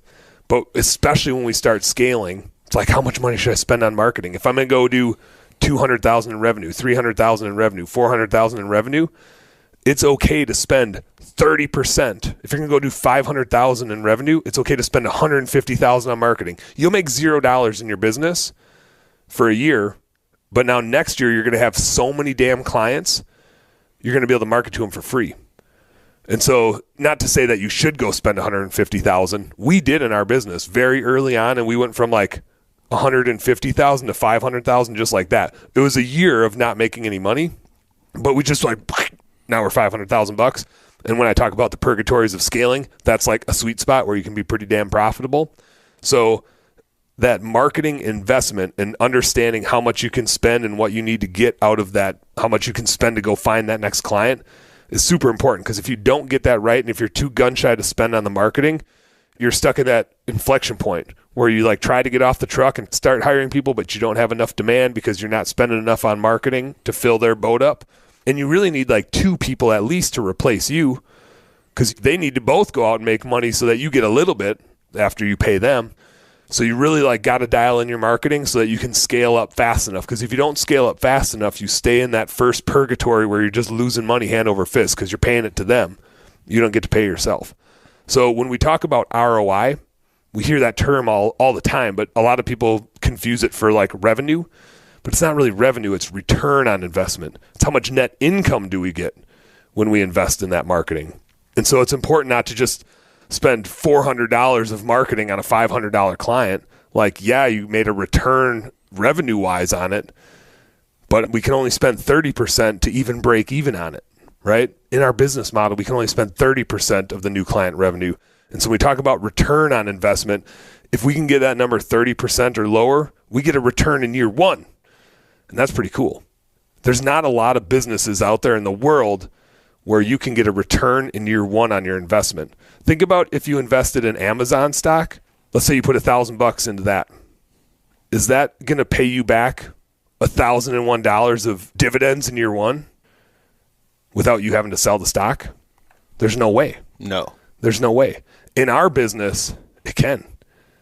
We can invest in marketing at 30% and go get that client, and we don't even have to draw money out of the business. That revenue, after we run it through the business model, will pay us more than the 30% that we got. And we'll make a profit on that in year 1, above and beyond our investment. It's like the freaking coolest stock market in the world. So when we talk about marketing, 30% is that magic number. If you're too far below it, it just says you're not pushing hard enough and you're probably not growing fast enough. If you're spending like 10% of revenue per client, like maybe. I mean, this would be a given that you understand how to do marketing and advertising and you understand how to speak in the proper messaging of the customer avatar and how to pull them in to lower your customer acquisition costs based off the way you communicate. Yeah, you still got to get your marketing right? You still need to know which avenues to put it in, but mathematically now, you know how much you can spend on it and still make money. Here's kind of how do you know mathematically when there's free marketing or low cost, no cost marketing that can totally outperform the most blowing tons of money on marketing that's not resonating and not working? That's a whole other science in and of itself. Is this assuming that somebody knows a decent enough about marketing because they've ran their business enough to dial it into working? So I'm not a marketing expert. I won't pretend to be. I'm a math expert. Mm-hmm. So my math says you can spend that much. It still needs to convert though, right? And if it's not converting, you'll end up spending way more than 30%. So 30% is kind of your threshold to know if the things you're doing aren't working. There is, especially when you're starting out, like the trade-off between your labor and your money. When you're first starting out, doing yard signs, doing flyers, doing door knocking, you're using your labor. It feels really cost effective, but we like value ourselves at $0. If we said our time is worth $100 an hour, like that's some of the most expensive marketing we can do in reality, but we just don't count our time, right? Yeah, I've done that, door hangering tons of neighborhoods and even having people come with me. And at the end of the day, I did all the math and realized that was the dumbest thing ever to go out on foot and paying people with me. Mm-hmm. Why did I do that? It's expensive, but early on, I'm not saying it was dumb because it worked and I got customers who turned into repeat customers. Yep. So actually it did work, thinking about how if you can spend first time you get a customer, if they turn into a long-term customer and give you referrals, then it's actually worth it. It's all part of growing the business. It's amazing. I mean, like even though when you do that math, it was probably super expensive if you like value your time and how much you got to pay these guys accordingly, it still pays off. It's amazing how much you can spend on marketing and still make money, because of how valuable that client income stream is. But even the boots on the ground stuff, we're the most expensive employee. If we're saying we're anything less than $100 an hour, we're fooling ourselves, right? Like that's what I charge when I send somebody else out to go clean windows. That's how much I charge the client. So I'm probably worth a hell of a lot more than that. So point being is, there's kind of like a hierarchy of marketing that you're going to put into place.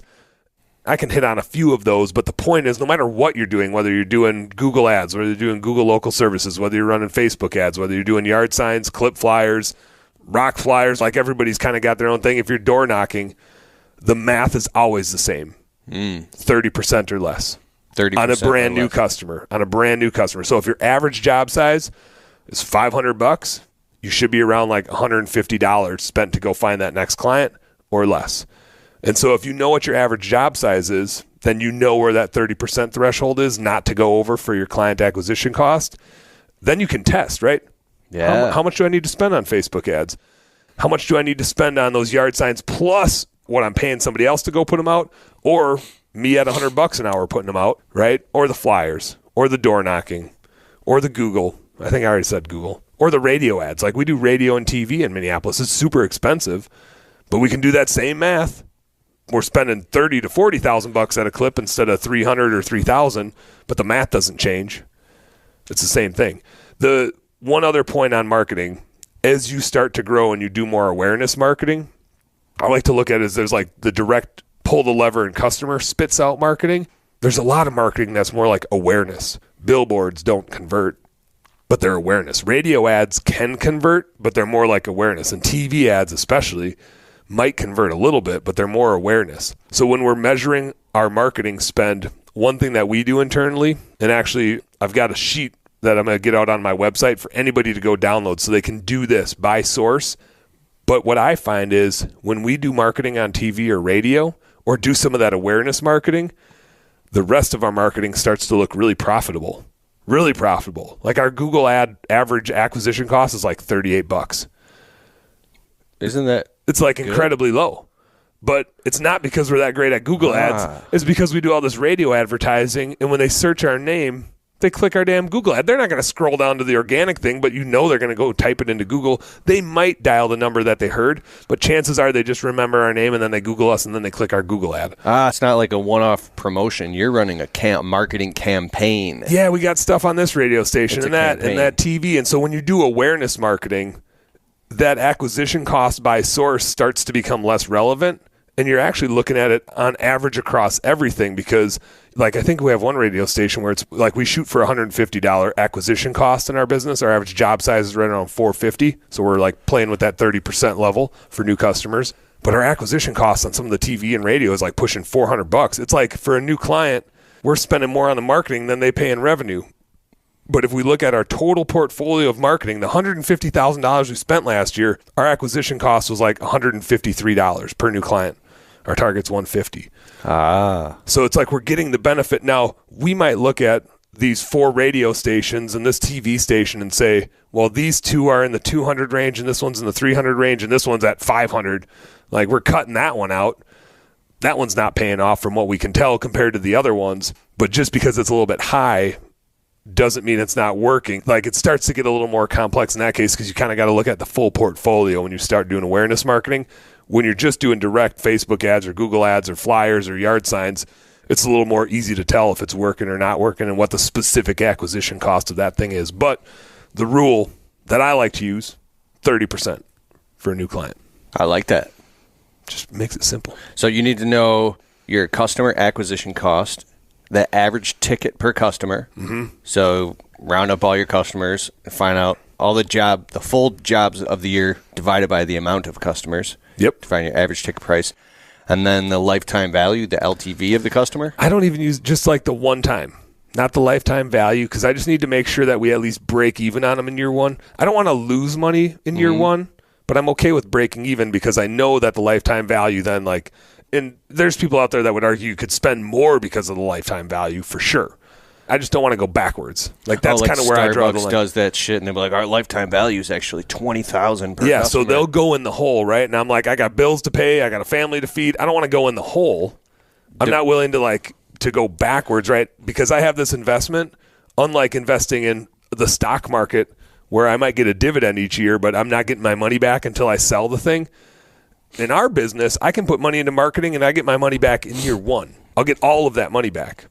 But I just want to make sure I get it all back and don't lose any, right? So if I go over 30%, I'm going to be like investing in the lifetime value, and I'm going to go backwards this year to go forwards later.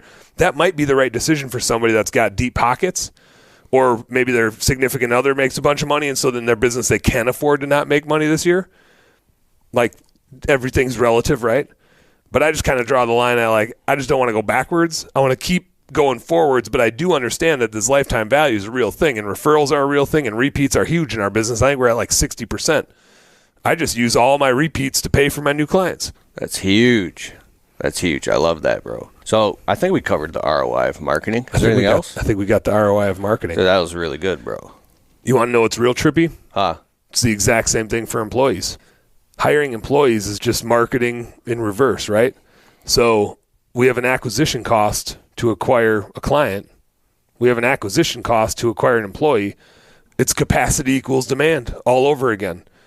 We have to figure out how much it costs us to go find a client, and then we got to know how much it costs us to go find an employee, and we're doing the same shit. We might be doing boots on the ground stuff. We might be handing out business cards. We might be posting socially on Facebook, just trying to figure out if there's somebody in our network that needs a job. And sometimes that works and sometimes it doesn't. Then we start maybe putting some ads out on ZipRecruiter or paying for ads on Facebook or paying for Indeed ads. It's the exact same thing we do in We've even done a radio ad to try to hire people.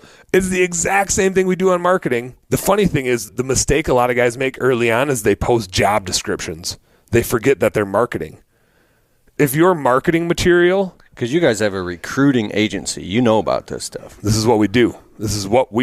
Dan Plata. But if you're marketing to your clients and all you did was here's what we do.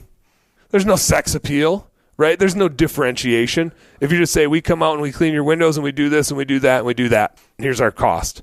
There's just no sex appeal, right? If you just sent them a letter with just on white paper that just said this, so many people's job ads are just straight up job descriptions of here's what you're going to do at the job and here's what you can't do or you get fired. And then maybe here's how much money you make and come on in. And there's just no sex appeal to it. They forget that they're writing an ad. And the crazy thing about recruiting is it's even so much more competitive. When we're marketing to clients, we're just competing with each other, right? The client has a substitute that maybe they won't get a landscaping project because maybe they'll spend the money on something else. But if they're going to get the landscaping project done, we're competing with other landscaping companies. On the recruiting side, we're competing with Amazon and Walmart and Home Depot and Lowe's and any warehouse or any manufacturing company. We are literally competing with everybody for our labor. And so Sean, who's our recruiting director, always says, it's the biggest sale you will ever make in your life. Hiring an employee is the biggest sale you ever make in your life. Our average client is usually maybe a couple $1,000 worth of revenue in a year on average. Some are smaller, some commercial ones get bigger, right? Our average employee is worth $100,000, $200,000, $300,000. That's how much revenue they create. They're so much more valuable than a client.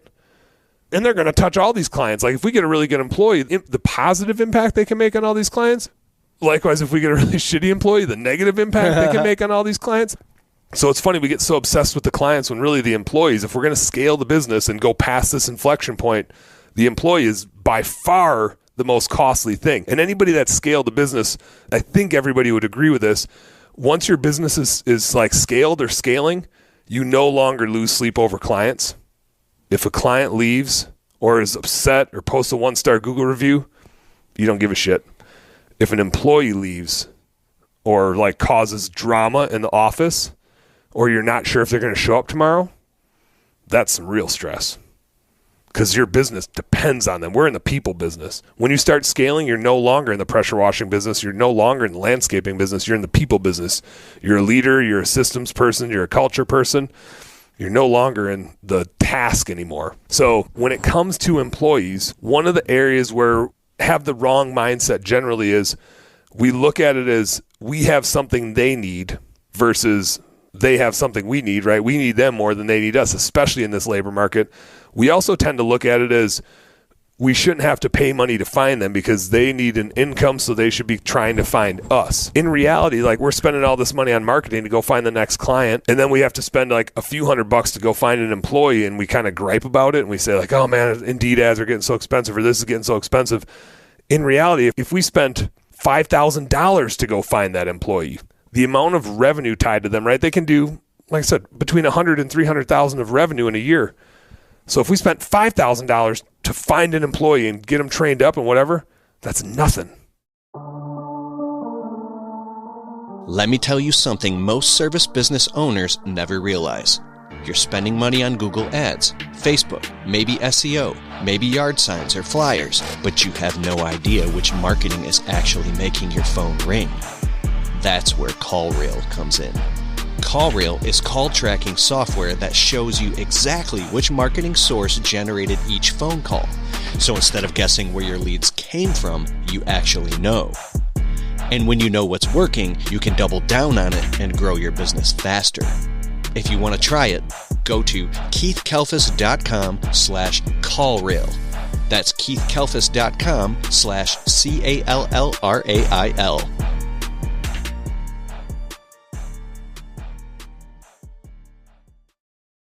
That's an amazing acquisition cost if you think about it. We're willing to pay 30% to go find a client, and I'm talking about paying like a couple percent to go find an employee, and an employee is everything that my business is built on. If they don't show up, if they show up drunk or hungover or high or whatever it is, like they can have a serious negative impact. So if I'm not willing to like invest in them and find the right person for the team, that's like the best use of money that we have. But we're in this weird, obviously like a crazy labor market now where it's super expensive to find people. It's super important to find people. And there's not a lot of people out there yet. Like most people that I see interacting about this are like still trying to find people for free on Indeed or posting in their own Facebook groups, and they're just not willing to invest in it. True story, last year in our Minneapolis business, we spent $35,000 on job ads. It kind of takes your breath away a little bit, doesn't it? But 35 G's. $35,000. We spent 150 on marketing, and I'm sitting here telling you about how much more important the employees are than the clients, and I spent 1/5 as much on them. Kind of makes me feel shitty after I say it like that, though. Like if the employees are that valuable, and we spent more than anybody I know, and we did just over $1 million. Now, we also hired 45 people. We had a team of 14. So we're in the hire fast, fire fast mode. We're going to assess them, interview them quick, see if we think they're a good fit, bring them in. Really the first week is how you tell if they're a good fit, not during the interview. You're just trying to find out, like how crazy they are in the interview. But the real interview happens the first week. Do they like it, and are they willing to stick around? It's kind of like your first date type of thing. Like, what's the vibe here? And so we bring them in, and we don't tell them it's their true interview, but that's kind of the point. And so we're just going to hire as many people as we possibly can to test them out, see what they're made of. But last year we started with 2 people, and we knew we had to get up to 14. And we did. And hence that $1.1 million never would have happened had we not invested that $35,000. If we look back, that was a better investment than anything we did on the marketing side. The marketing hit home. We had some hits, we had some misses for sure. But the best money we spent was that recruiting money. And the funny thing was, the year before we spent $20,000, and I remember saying to Sean, I was like, man, that was a lot of money. I'm glad we won't have to do that again. And the next year we spent almost double. So it is the thing that unleashes your business to be able to grow. And especially in this labor market, my message is just don't be afraid to spend that money. We were spending on average $1,000 on ads, really like per hire, right? We spent $35,000. We hired I think it was 42 or 45 people. So we were almost spending $1,000 just per hire. And we only kept 12 of them. We went from 2 guys to 14 and you guys. have to pay attention to all those ads. You respond to those ads, interview those employees, go through the interview process, and then onboard them and train them and get them set up and on payroll and insured and all that. It's a whole pile of stuff. So that's who's managing that full-time job in and of itself. Our recruiting department does a bunch of it, and our recruiting department can, just like we do bookkeeping for a bunch of people, our recruiting department does that for a whole bunch of people. What's the name of that business? It's still Blue Sky Services. It's under the same administrative company as our bookkeeping, so we're both under Blue Sky Services. I just do all the demos on the bookkeeping side to get people, acquainted with that. I'll put a link below to that. Yep. Your stuff. Still yourblueskies.com, and you can go to yourblueskies.com/Kelfus and find it too. I love it. And you get the same half off because, we don't discriminate. yourblueskies.com/Kelfus. It's all there. Love it. So my point being, I don't have like a mathematical thing on this like I do for marketing. The math of employees is a little bit different. It's highly variable, right, as to how long they stick around and so on and so forth. But my point is, it's a mindset thing. We were talking about mindset earlier. You got to have the right mindset when it comes to trying to find employees, that they are the thing that unleashes your business and allows you to scale. And if you're going to have capacity equals demand, it doesn't matter how much demand you generate, especially in this labor market. Your business can only grow as well and as fast as the employees that you have. That's it. Doesn't matter how much demand you can go get. And when the labor market's super tight, it's almost worth hiring the employee. Like when the demand is out there like it is now, like you said, your phone was ringing off the hook in the fall, you're damn near better off just going and hiring the employees and then figuring it out on the marketing side, because the customers are everywhere. If you have the employees right now, you win. Your ceiling is unlimited. But if you don't have the employees, you can't go anywhere. You can't keep growing because there's nowhere to go with those phone calls. So, and I think it's unique right now given the labor market, but that is the ceiling. How many great employees do we have? That's the ceiling of our business. So while you're running the business and managing the marketing and the innovation and the sales and the administration and the payroll and dealing with the customers and managing the projects and getting the materials and getting installed and doing the quality control and all that, who is taking care of the onboarding and the training of the employees and make sure they have matching uniforms and signing all the documentation and making sure that their driving records checked with the DMV and sending them off for a drug test and verifying that, putting it in a file, and then make sure that the unemployment insurance agency and the work comp is all set up and all, like, it's a full-time job just dealing with the employees. Yeah. See, I'm getting all fired up right now. Yeah, the employees do that. The employees do that. You have employees that do that. Yeah. So well, and at I mean, what like, point does the business make enough money for you to be able to afford that, and how do you allocate a mathematical percentage for that? And if you've never done it before and you don't know what you're doing and you're a crappy leader or a great leader, how do you make those distinctions except trial by fire? Mm-hmm. So one thing that I find is a lot of the front end work, you could hire somebody like Blue Skies to do your recruiting for you. And then with that, we're doing all like the filtering to try to speed up that hiring process so that our clients are only seeing like the good people to talk to. There's a lot of people clicking on your ads out there that are not worth your time. I just say last summer even, I'm on the phone with the T-shirt company to get more nice embroidered shirts. To get that shirt about hitting the rear end of a cop car made is probably what you're doing. It's going to be a sweet shirt. Yeah. So, thanks. I derailed you there. You did. I need to call them back. You were on the phone with the T-shirt company. Yeah, so I spend hundreds of dollars, and then they send but it's a different company I go with now, and then they send all of their sizes are off, and now they're these big baggy swimming shirts. Yeah, and then 100% cotton. Just I don't got time, breathe. Yeah, to return them. So then it becomes a huge administrative issue. Yet I got to sell these jobs, so you hire someone to deal with that, right? So there's this like process of delegation as we scale. Yeah. When we immediately scale, part of why it sucks so much and part of why we work twice as hard and don't make any money is because scaling takes all of that, which takes a bunch of time, and you don't get to start delegating it until you get past that first purgatory of like getting a few employees on board.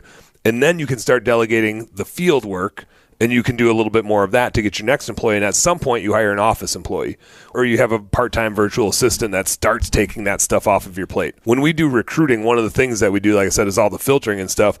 But our applicant tracking system that we use does all the onboarding paperwork for them. So the W-4, the I-9, all the policy documents just get filled out automatically, like the employee does. What's the name of the software? What is this? So one system that we use is called Career Plug. Career Plug. That's like what our recruiting team uses. We're also starting to use Hire Who as an applicant tracking system. Hire Who. It's more automated. It's actually Dominic Williams that owns and operates that. He's a janitorial guy. Super awesome dude. Super awesome system, and we're starting to switch some customers over to that. I don't think that one has onboarding yet, but you can also do onboarding in your payroll software often. So once you hire people, we use Gusto for payroll. Gusto can do the same like W-4, I-9, and can automate that stuff for you. So after you hire somebody, you put them into a system like that, and then they just fill out all that paperwork, because there's nothing worse than like doing 45 minutes of paperwork with somebody and then they don't actually show up. Exactly. What does Gusto do again? Gusto is a payroll software. I know. Right? And so you can use it as an onboarding system too. That's part of what they offer. So that when you hire somebody,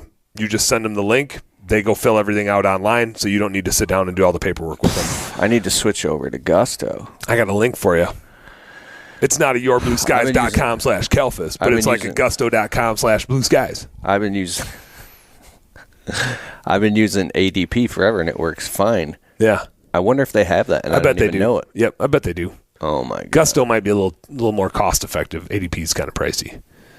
I like ADP. We use it on the bookkeeping. We use it through our customers on the. I mean, we go into your ADP to probably look at your payroll report. So like we're used to going into payroll systems.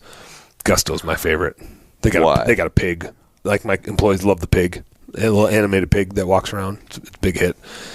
It's a little more cost effective, and I don't want to throw any other softwares under the bus. But it's like having a CRM that's just easier to use. Yeah. It's just like cleaner and easier. Mm-hmm. Sweet. So is that enough about employees? What? The cost of employees? So the other one thing I would note there, because you laid out a whole bunch of stuff that you immediately have to deal with once you start scaling, right? There's one role that can take a lot of that shit off your plate as you scale. And the cool thing about this role is it doesn't need to be full-time. When you hire people for the field, 99% of the time they're full-time, right? Like you need them to be full-time to free you up, and you kind of need two of them.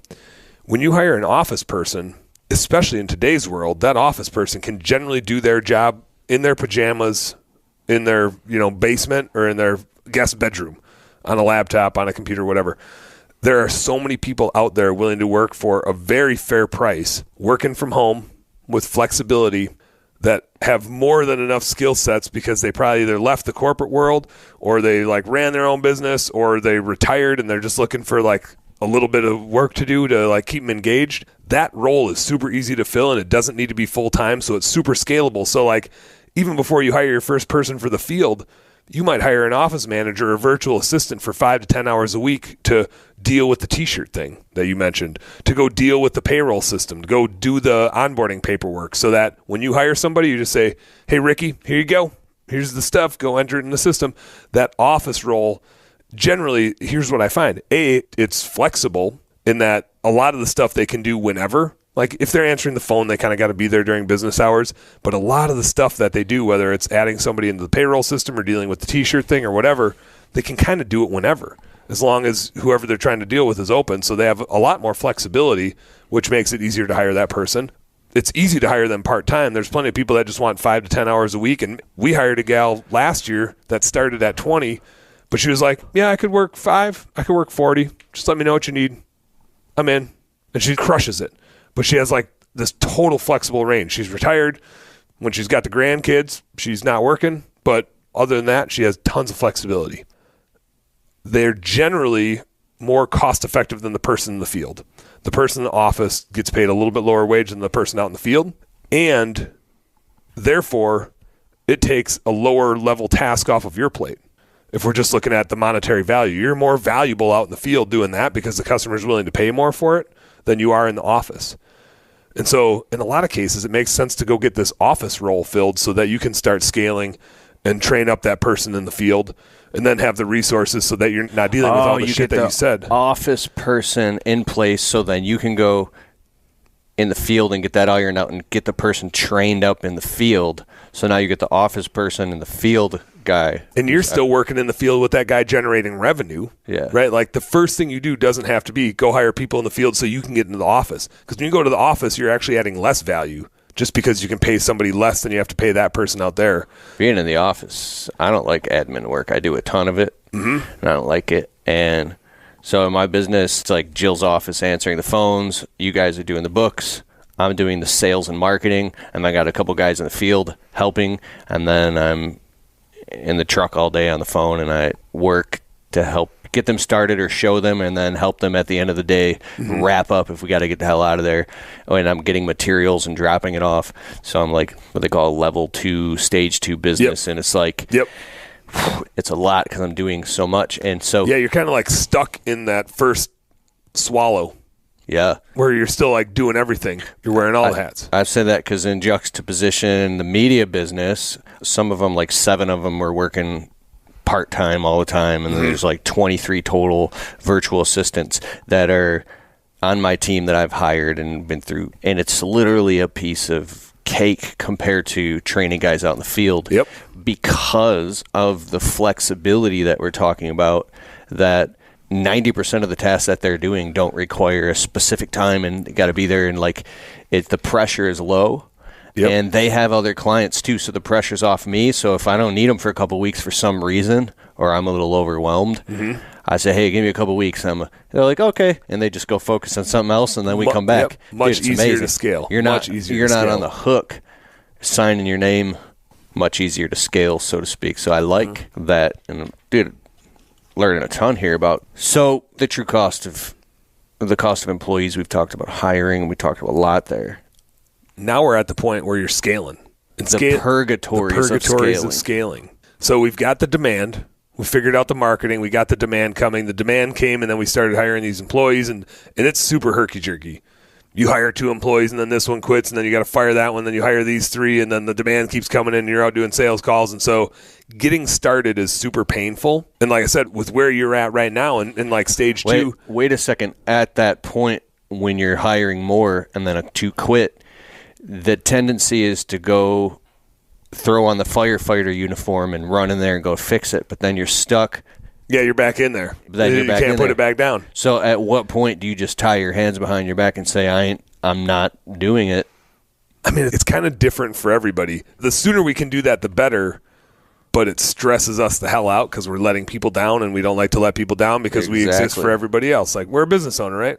Everybody thinks we're rich and our lives are easy, and at the end of the day, like, we just obsess about, are we doing a good enough job for everybody else out there? All of our employees, all of our customers, our significant other, our family, right? So we have this totally herky-jerk start, and the faster you can get through that, the better, but it's painful to sit in that spot because when you have 1 or 2 employees and 1 quits, you lose 50% of your workforce.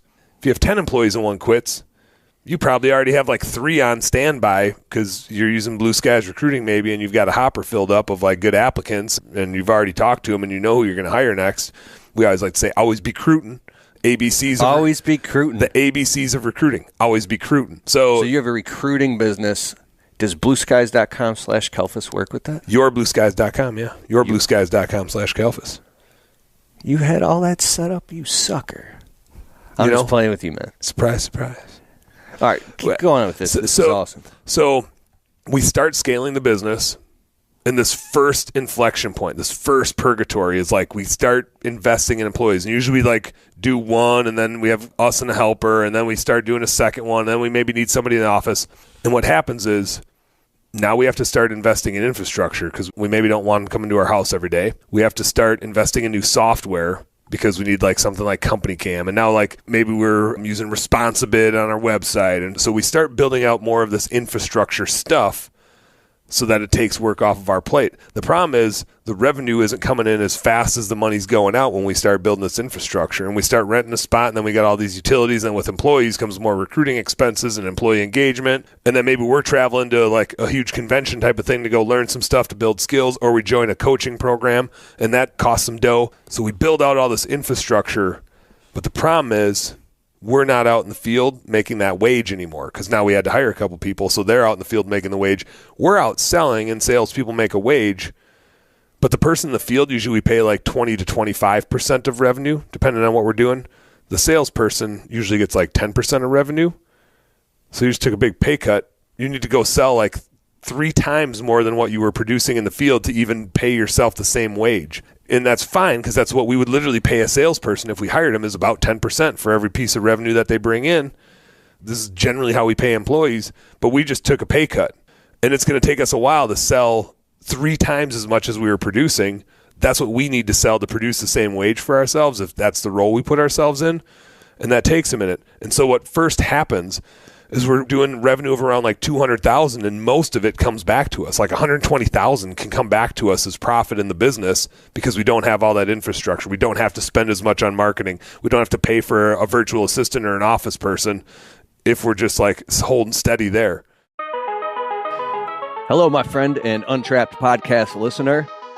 I would love to see if you qualify to become a member of our Untrapped Alliance private group, where we go live every other Wednesday night and we work on our business. This is a focus group and our members love it.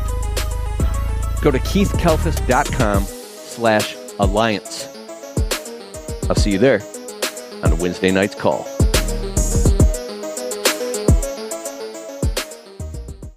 But the minute we push past that and we need an office person, we need to rent a space, and we have the utility expenses and then the repairs and maintenance because Jimmy is driving down the highway with the freaking doors open and banging this and bashing that. All of a sudden we have all these costs that come in, and we need to like 3x our revenue to just make the same amount of money. And so if we stay in this spot, we make less money staying right here. We have to get, usually what happens is from like 200,000 to 400,000, we don't make any more money. And right around like 250 to 300, we actually like lose money or barely break even. And as we hit 500,000, maybe a little bit more, what we usually see is that's enough work for like a full-time office person and a few people in the field. And all of a sudden our infrastructure costs are paid for, because at 500,000, it's the same amount of infrastructure that we needed at 200 to 300. We just need the same amount of space. We need the same amount of software. We need the same amount of everything, and the same amount of marketing, because now we're getting some repeat client revenue coming in. So all of a sudden at like $500,000, we're making like 150,000 again. We're paying ourselves a wage, and the business is profitable. So our CEO is making money and our owner is making money. Both of us. Both of our personalities get to make money. And then we go, well, that sucked, but now I'm here. I have made it. And everybody wants to hit $1 million, right? That's a magic number. I don't know why. It just sounds good. It's like a nice round number. It's got an extra zero. So everybody that's at 500,000 is like, well, I'm here. All that I need to do is more of what I've been doing, and I'll be at $1 million in no time, right? Like mathematically, I know how to get to 500,000. So therefore, all I need to do is just double this. And it seems so easy. And then the first thing that happens, it's not as detrimental. Like when we first start scaling, it's like money to no money. And that happens to everybody. And so if you're there, it's fine. It's what's supposed to happen. Mathematically, that's exactly how it happens. But we hit 500,000, we think we've made it, and we think that's never going to happen to us again. But when we go from 500 to 600 or something like 600 to 700, somewhere in there, depending on our business, now our office person is maxed out, so we need another one. Now our location is maxed out, so we need to go rent a bigger facility. Now the marketing levers that we use to get us to 500,000, we've maxed those out. So we got to go find another marketing lever. Now we got to go do some awareness marketing or something, and that can get really expensive and not pay off at all. We might swing and miss. 2 years ago, I spent $25,000 on a radio station. We got 4 customers. I spent $25,000 on 4 customers, Keith. Whoops. And it was fine. It's part of the purgatory, part of the cost of scaling. That radio station didn't work. We'll try something different. So you're never out of that. What usually happens is you're doing good profit-wise around, maybe you're at that $500,000 level, you're making like 15% to 20% net profit after you take a wage, and then you hit this next hump where you grow your revenue, and you need this next bump of infrastructure, and now you need a manager for the people in the field because you don't have enough time to manage the people in the field because now you got like 6 of them out there. So one of them has to be a manager, but he's not producing all the time anymore because he's running around running the supplies around. And so now you're paying him, and you're paying 2 people in the office, and you're running around like a chicken with your head cut off trying to sell and keep everybody full. And you go to 600 to 700,000 in revenue, and your net income goes down to like 10%. And you're like dropping half how much money you're making. And you had just thought you made it. And so then you hit like 800,000, and that infrastructure starts to pay for itself, and you get back up towards that 15 to 20%. And I'll be dead honest. We were talking about vulnerability earlier. Here's me being vulnerable. We did 750,000 last year, or I guess 2 years ago now. And I think we made like 15% profit margin or something on that. And we were like, sweet, we're there. We're so close to $1 million, right? We're sniffing the $1 million. We'll be at $1 million in no time. Like magic number, $1 million. We did 1.1 million this last year. We made less money on 1.1 million than we did on 750,000. We did a whole bunch more work, created a whole bunch more problems. We had a whole nother person in the office. We had 14 trucks driving around. We had 14 guys out in the field, and we made less money this year. Purgatory, baby. Now, and you do that, and now when we budget it, this year we think we can do like 1.4 million-ish with the same exact amount of infrastructure. We don't need to rent a different place. We probably don't need more transits. We added 3 last year. I think Andy and I looked at it yesterday, and we need maybe 1 or 2 more this year, especially if a couple old ones die. But we can do 1.3 to 1.4 with the same team. and we don't need more infrastructure. And now we have all these clients. We have 1,000 new clients from last year. We served 1,000 new clients last year. Now we just got to send them a text message. We don't have to go spend 30% of our revenue. So all of a sudden we should be able to make like 200,000 instead of 100. So even when you think you're out of the woods, that cycle never goes away. And it's this constant purgatory. And I thought I knew that. And then it still caught me by surprise this last year. So it's just part of the game that we play. And you're a triple finance major who's obsessed with all this stuff. And I got blindsided. And doing it at a high level and getting coached by people that are higher level than you. You're fully in it, and you know all your numbers and metrics, and this is happening. So it's kind of like the business cycle. It kind of happens. You're smiling. You like it. It kind of happens. You like this. Yeah. I mean, it's fun. And this like, is good. We halfway through the year, we like saw it coming. We were like, oh man, I see the writing on the wall here. This is just what's going to happen. And we changed a few things that we were doing, but we're playing a long-term game, right? And we're playing this math game. Like, we know it's a math game. We know what the investment's got to be. And so the return just didn't come this year. You know, we made a little bit of money, but 2022 is going to be the year. And then what's going to happen is 2023, we're going to go based on what we did in 2022. And we're like, let's take it up another level and add 3 more salespeople and maybe a second location. And then we'll go backwards again. But now we know that we'll go backwards again, so it won't be as much of a surprise. I like it. All right, so that's the purgatories of scaling, bro. We covered some ground here. We got a few bullet points left. Bro, so next, number 9 would be commission pay versus hourly pay. When you scale, all of a sudden you got a whole lot of wages going out the door. And so now you get into like the nuances of the decisions that you have to have in place to scale most effectively. So because most of our expenses are labor, no matter what we're doing in this business, between the people in the field and the people in the office, the number one expense that we have as service business owners is generally going to be labor. Unless we're installing like an HVAC system or a garage door and we're like installing something that stays on site, then like that cost is usually the highest thing and we're kind of upcharging it to the client. But the biggest cost that we have that isn't something that gets installed is the labor to do the work. So how we pay them starts to have a huge impact on our business. And the reason I like to talk about this commission versus hourly pay is it single-handedly can drive the production rates in our business, and it can be the biggest influence on the incentives that our employees have to behave a certain way. A lot of it comes back to our culture and what we're trying to incentivize and motivate our employees to do. One thing I have found into how to pay employees is generally commission-based pay is going to incentivize way higher production rates. Your team is just going to be so much more productive because they're motivated to be. They get paid to be. You're going to get way higher production rates, and you're going to have to babysit quality a little bit harder, because they're motivated to get the work done, and that's their number one priority.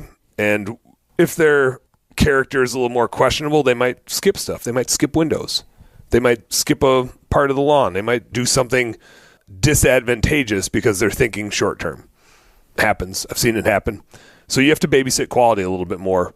They might not be malicious, but if they're rushing, they still might have lower quality because they're trying to be super productive, and they know that if they do this $800 day of window cleaning and get done at 2 o'clock, they get paid the same amount as if they get done at 5 o'clock. So why not? Let's bust this thing out and get done at 2 o'clock, right?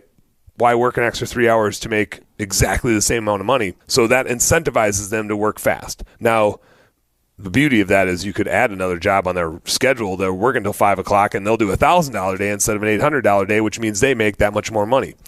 So you're managing quality for the sake of production. When you pay hourly, you get the exact opposite. The quality usually happens because people generally like to do a good job. It doesn't always happen, right? Even if you're paying hourly, you're still going to have guys do a bad job, but you don't need to manage it as tightly. It'll be very apparent if they're doing a bad job, but you will have to manage production rate that much higher because the employee is incentivized to slow down because they make more money if they work longer. They don't make more money if they work harder. They don't make more money if they get stuff done. They make more money if it takes them longer. Now, you can always add like bonus plans and incentive plans to try to incentivize production, but essentially that's what commission is.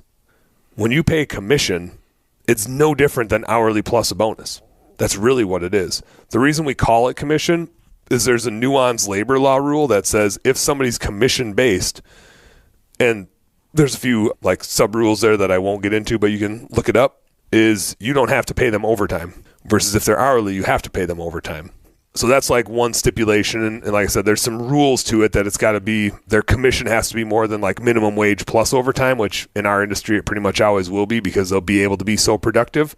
The other nuance of commission-based pay is that even if you pay commission, I should clarify, when I say commission, I mean like a percent of revenue, right? So we generally believe that 25% for a window cleaner is good if they're rolling solo, or 25% for the truck, and 20% for pressure washing is good. Landscaping can be a little bit tricky. Lawn care can be a little bit tricky, so I'll come back to that. But if you're paying commission, you still have to calculate hours. You still have to know if they made overtime or not to like satisfy that requirement. So you're still calculating hours anyway from a mathematical standpoint. You're just calculating what would hourly wage be at minimum wage versus what they made commission, and you kind of pay the higher of the two.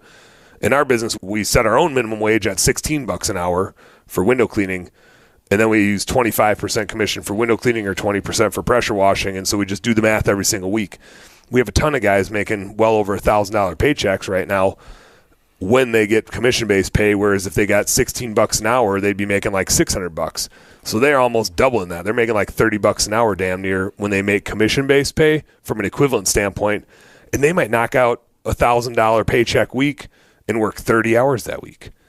But the beauty of it is, and the reason I tend to like commission-based pay is they win when we win, and we win when they win.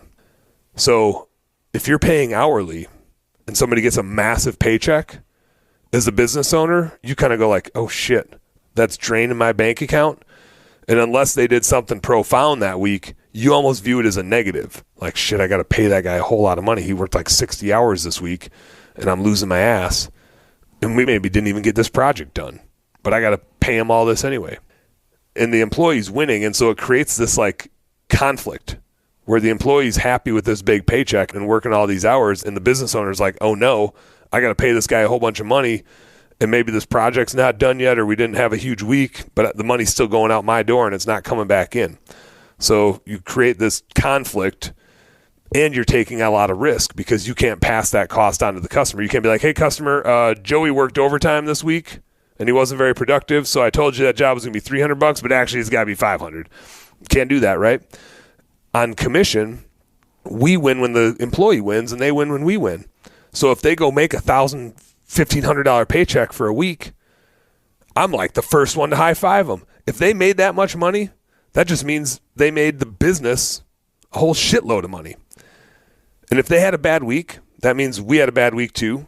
And then we get to work with them to help solve that. So we're always sitting on the same side of the table. Our incentive is the exact same, that we win together and we lose together.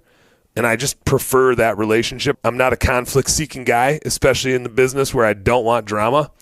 Commission just creates us sitting on the same side of the table, problem-solving the same things.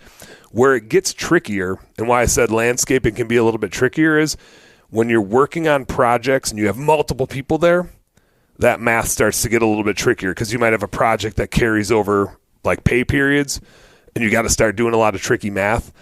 I find hourly plus bonuses can work better for that sort of thing. It can still replicate a similar model, but maybe you wait to pay the commission or the bonus until the project gets done, and you set the project's got to be done in this many man hours to get the bonus. And so you can base it off of the same type of percentage rules, but you can't just calculate a straight commission because you might have a project that takes 3 weeks if it's a really big project or something like that. So hourly plus a bonus structure that tries to like get to a commission percentage like that starts to make more sense.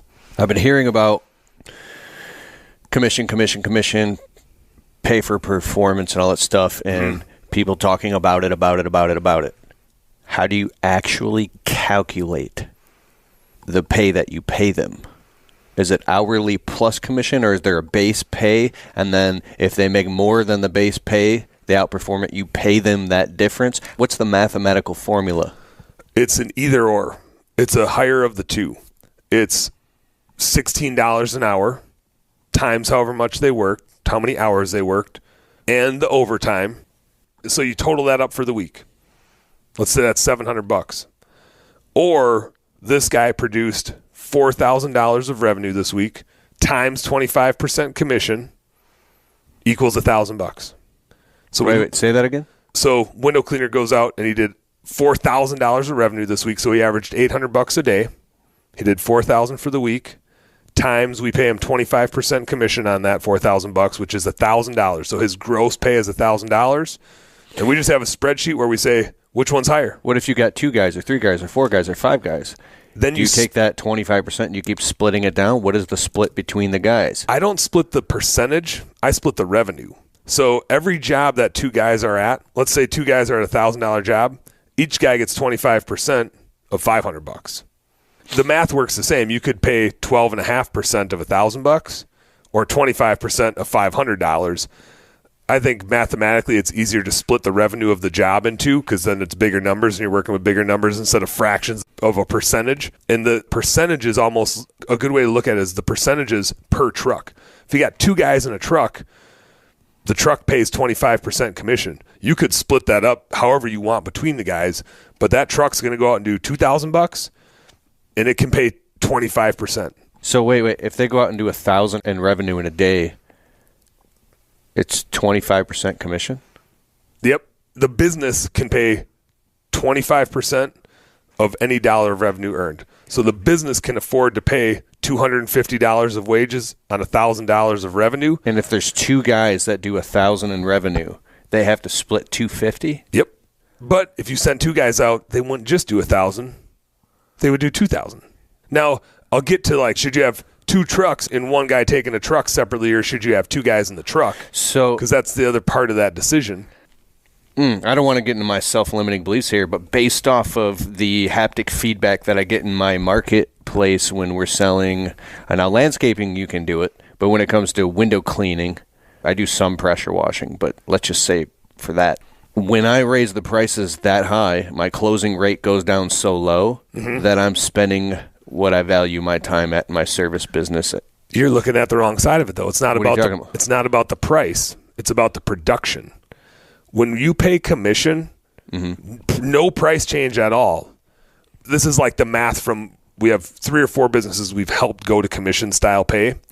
When we've seen them go to commission style pay, their production rate generally goes up by 50%. They don't change their prices, but if you start paying a guy and he gets a cut of the work that he does versus he gets paid, this goes back to the incentive piece of it, versus he gets paid the same amount no matter how fast he does it, he gets that job done. Even if he's a hardworking guy, it's amazing how much time must get wasted in a day because generally production rates go up by 30 to 50%. Okay, so if you're doing window cleaning jobs and, I don't know, let's say they average $350 a piece.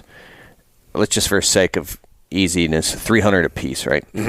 Which is kind of low, but so they would go out and do 3 jobs in a day at $900, and then that's all. But under commission, I already know that they could do 4.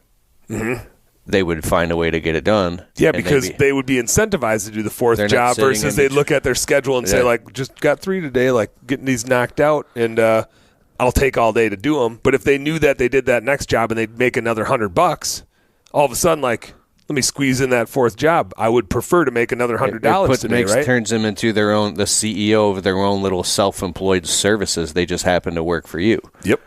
And it's amazing. If you just watch what they do by the truck, it tells you everything. The minute we started switching to commission, and Andy, who I merged with in my market, we helped him go from hourly to commission, and he went from 2-man to 1-man crews, and I'll talk about that in a sec too. But the minute we switched him to commission, you see the guy running back to the truck or trotting uphill or just at the truck. He's thinking more about how he organizes his stuff so he doesn't have to make more trips to the truck. Even in between jobs, right? Am I going to stop at the gas station and take a smoke break and then go here and go there? Their incentive to be expedient in between jobs goes up.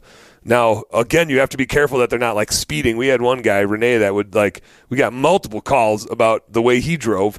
I don't know if he would have driven any different. Was he not on commission? But you risk rushing, so you do need to preach safety a little bit more and just make sure that the quality and the safety is still up there. But you will find mathematically that production when they get the upside of their hard work instead of you getting the upside of their hard work, even the best guys, their production usually goes up 30 to 50%. And like I said, we've done that with multiple businesses where we've helped them switch, and immediately it pays for itself. Now, it works with smaller crews better. And so the next point is smaller crews make you more money. I'm not saying you should always do smaller crews. There's a whole lot of trade-offs between 2-man, 3-man, 4-man crews or 1-man crews in window cleaning, in home cleaning, and stuff with smaller average tickets that can get done within a day or a half a day. 1-man crews wins over and over and over again. Now, the argument against it is usually safety. Like, oh, if I send one person out, who's holding the ladder and who's doing this and who's doing that and how are they going to be safe? Our math in our company shows very clearly that 2 people have way more accidents than 1 person, because 1 person watches out for their back. Like, it's you. You're not going to take stupid chances. I mean, some guys might. But 2 people, it requires them to communicate really well. Communication is not easy. Seems like it should be easy. We were laughing about that before. Communication can be very tricky. And the assumptions that we make, we've had a lot of accidents when we've had 2 people out about like assumptions that the ladder was set up correctly when somebody just leaned it up and the next person starts going up and scary as hell. But we've had multiple times where I've seen that happen, or somebody's spraying water here and doesn't know that this other person is over there, right? You really got to be on the same page and be dialed in about who's where.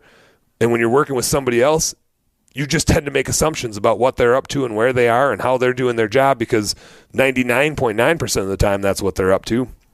But that 1% of the time that they're not, somebody could get hurt. So safety is usually the thing that people rationalize to say like 2-person teams.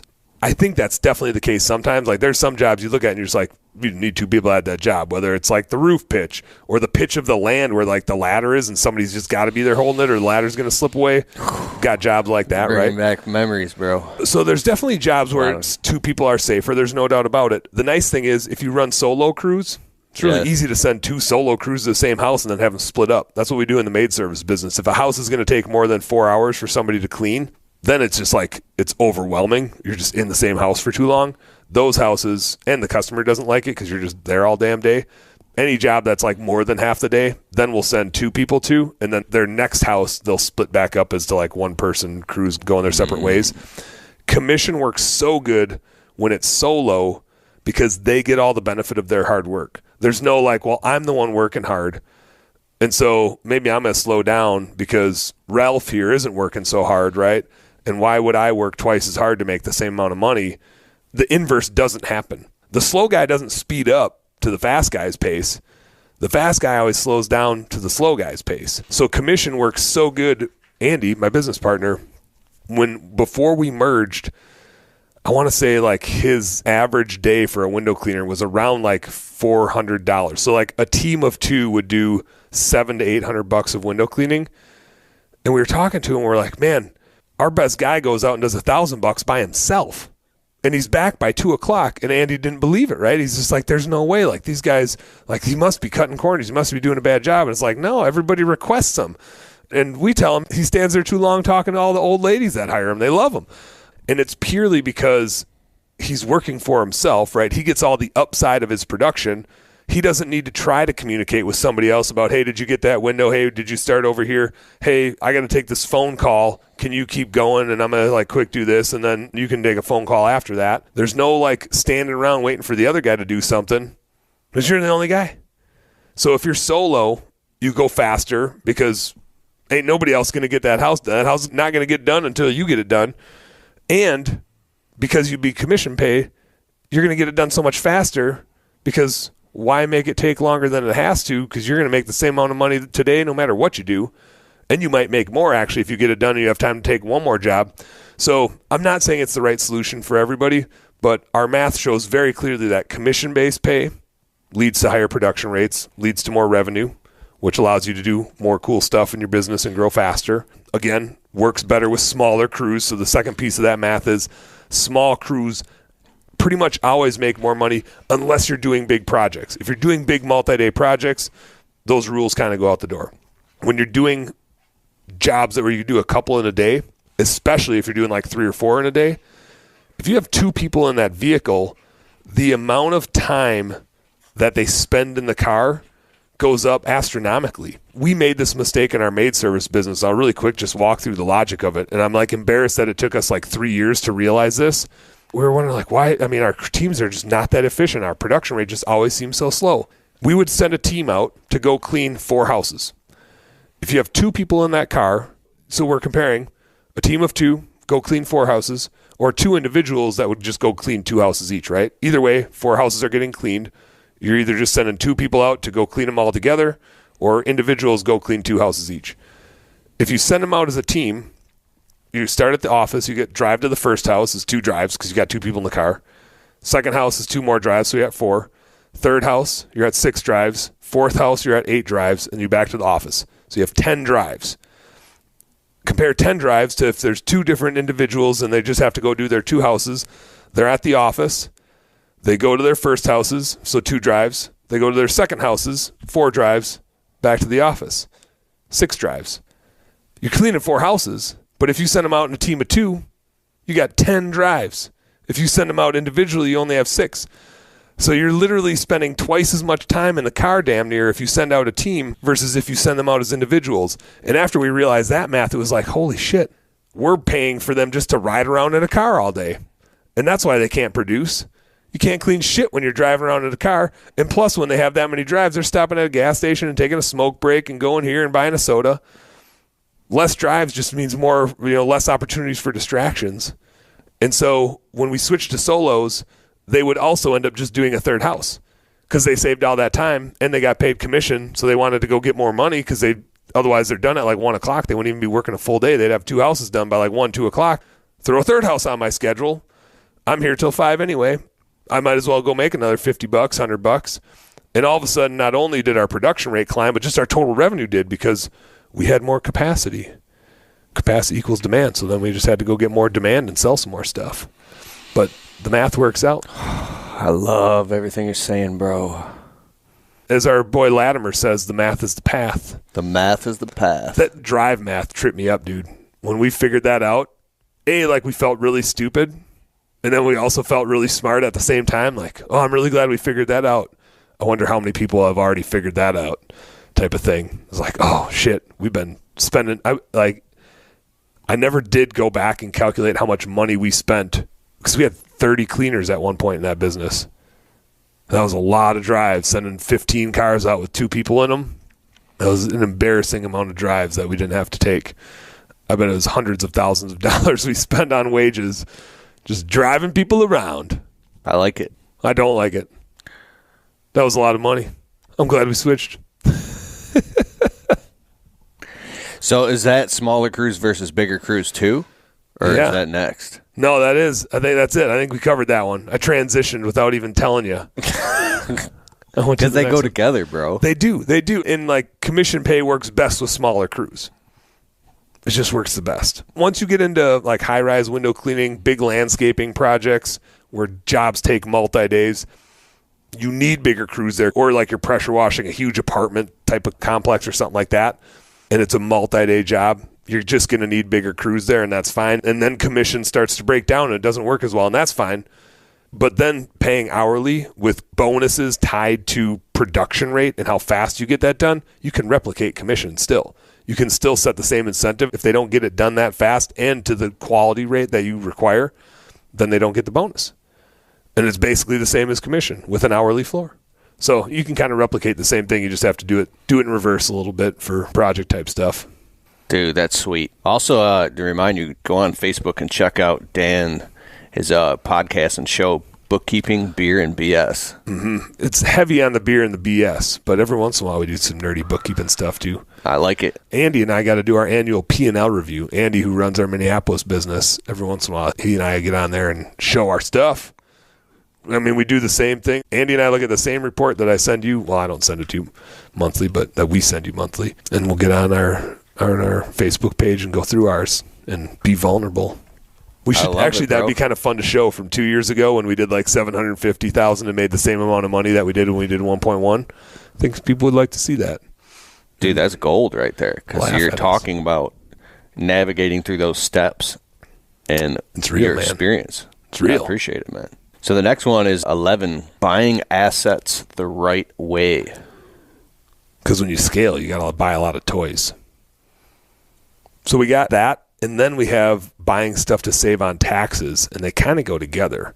Because we hear all the time that we're supposed to spend a bunch of money at the end of the year so the IRS doesn't get it all. You know, that's what we hear. So buying assets the right way, though. As we scale, we need a lot of equipment. We need a lot of vehicles because we got a lot of people going out to do work and they can't just like beat me up, Scotty type of thing. So what we find is, we already talked about cash flow. Cash is king. And if we're out there just buying all these assets up and paying cash for them, we won't have the money to spend on the marketing or the recruiting to grow the business. And I see a huge mistake made by a lot of guys that are just starting out or just scaling their business, that the first thing they do is go get the biggest rig they can. They go get a big badass truck, which is mostly about their ego. And I've got an F-150. Like, I love my freaking truck. Once you have a truck, you never not have a truck, right? You're just never going back. But they spend all of their money on that truck or on that pressure washing trailer or on that landscaping trailer. And those things don't make money. They're no good. They enable you to make money, but they don't make money. The people make the money. The customers make the money and the employees make the money. That's where the money is, which is why I hit on that first. Like, you need those two things. The equipment is useless until you have a great employee and until you have a customer to send them to. Once you do, then you need the equipment. If you buy the equipment first, you're going backwards.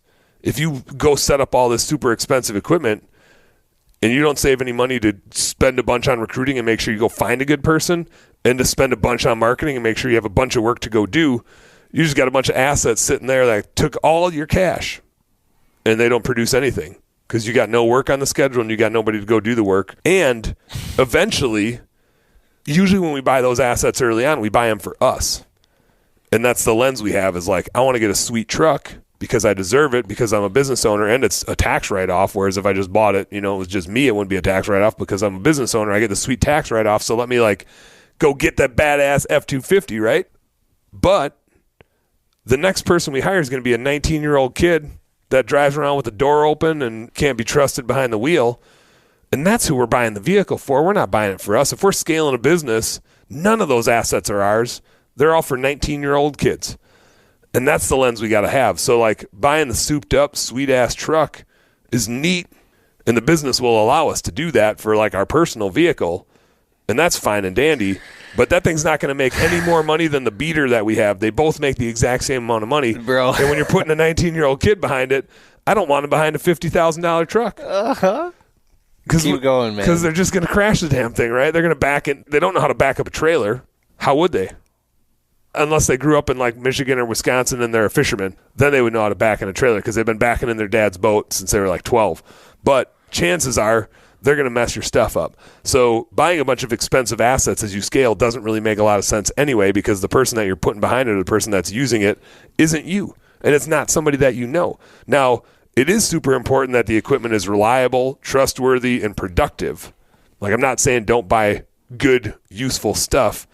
Just don't get sucked into bells and whistles and buying things that are ego. Buy things that are investments that are valuable. But buy them after you have the customers and the employees. So first, go fill up your schedule 6 weeks. Don't buy a truck. Go fill up your schedule 6 weeks. Because then the truck's already paid for. You got customers for the next 6 weeks that already bought you this truck and already bought you that equipment. They don't know that when you went and sold them, you didn't even have the stuff to go do the job yet. They don't know that. You showed up. You sold them a thing. You can go buy the equipment later. Likewise, go get the employee first and get them trained up, because otherwise this equipment has only got you to run it. And then you can't go sell and keep scaling your business. So first thing is wait to buy your assets until you actually have some work to do and somebody to go do the work. Don't go buy a bunch of flashy new assets and spend all your cash flow on that and then not have any money left over to do marketing and do recruiting with, because it's the marketing and the recruiting that actually makes you money. The assets are just the tool to get those two people connected, and those two people are the ones that make you the money as the business owner. The second thing is there's this weird element of pride in saying, like, I bought that thing cash and I didn't have to borrow money for it. The problem is if you spend all your money on the asset, back to the same problem, you don't have any money left for the marketing and the recruiting. So while you may have not had to take out a loan on this sweet truck that you bought, and we don't like debt because Dave Ramsey told us that debt's bad, you can't grow your business. You got nothing left to grow the business. You just got this sweet truck. So by financing it, let's say we buy a $30,000 truck. Let's put $10,000 down instead of paying $30,000 for it. Now we have $20,000 to spend on marketing and recruiting. That's easily going to fill up our schedule for 6 weeks. And now that truck, now let's say we got a payment of like $400 or $500. That string of clients is going to pay that truck payment over and over and over and over and over again. And that truck interest rate is going to be like 5%. We talked about it earlier, like this ROI decision and even like, how to set up our finances. I said right at the beginning, the proper financial setup is don't be afraid of debt. It's okay to go borrow money at 5% to go make 20%. Mm-hmm. So go finance that truck at 5% and go make 20% because that's what our business can return. So don't pay cash for that thing. You're giving away a 15% net return. You can go borrow money at 5% and put it into the business at 20% and make the difference. Anytime you pay for something in cash that you can finance at a better interest rate than the return of your business is money you're throwing away. Now, the flip side of that is we don't want to get upside down on that asset. We don't want to finance the whole thing 100%. If it's a $30,000 truck and we finance 100% of it, the minute we own that truck, it's not worth $30,000 anymore, right? And if anything happens to it, we're underwater. We're upside down. There's no worse position to be in than when you owe more money on something than that thing is worth because you have no options. You can't sell it unless you pay a shitload of money. And because if you had to make that decision, you probably didn't have any money, you're kind of effed. So our rule in our business is we always put around 30% down, another 30%er. Maybe I just like that number. I don't know. We always put around 30% down because it just tends to be that no matter what happens to that vehicle or the vehicle market in general, we're never going to be upside down on that vehicle. We're never going to be backwards where we're going to put in a spot. We're going to be put in a spot where we can't pay for it and we can't use it. And that's such an uncomfortable feeling. We're out of control when that happens. We have no control over the situation and we're just paying and we don't get any utility out of the thing. At least if we put 30% down, we never have to worry about never is probably not the right word. There's a very, very slim chance that we ever have to worry about being upside down on that and have the stress of it. And we're capturing 60, 70% of it that's financed. We're saving all that cash flow. We're dumping it into marketing and recruiting. And then that goes and makes us the return on our investment. That's where we make the money. So our rule is put 30% down, but don't pay for it in cash. Finance around 70% so that we're saving all that cash flow and reinvesting it in things that earn us a return on our investment, the marketing and the recruiting. The other thing I would add to that is don't buy new. Buy something used.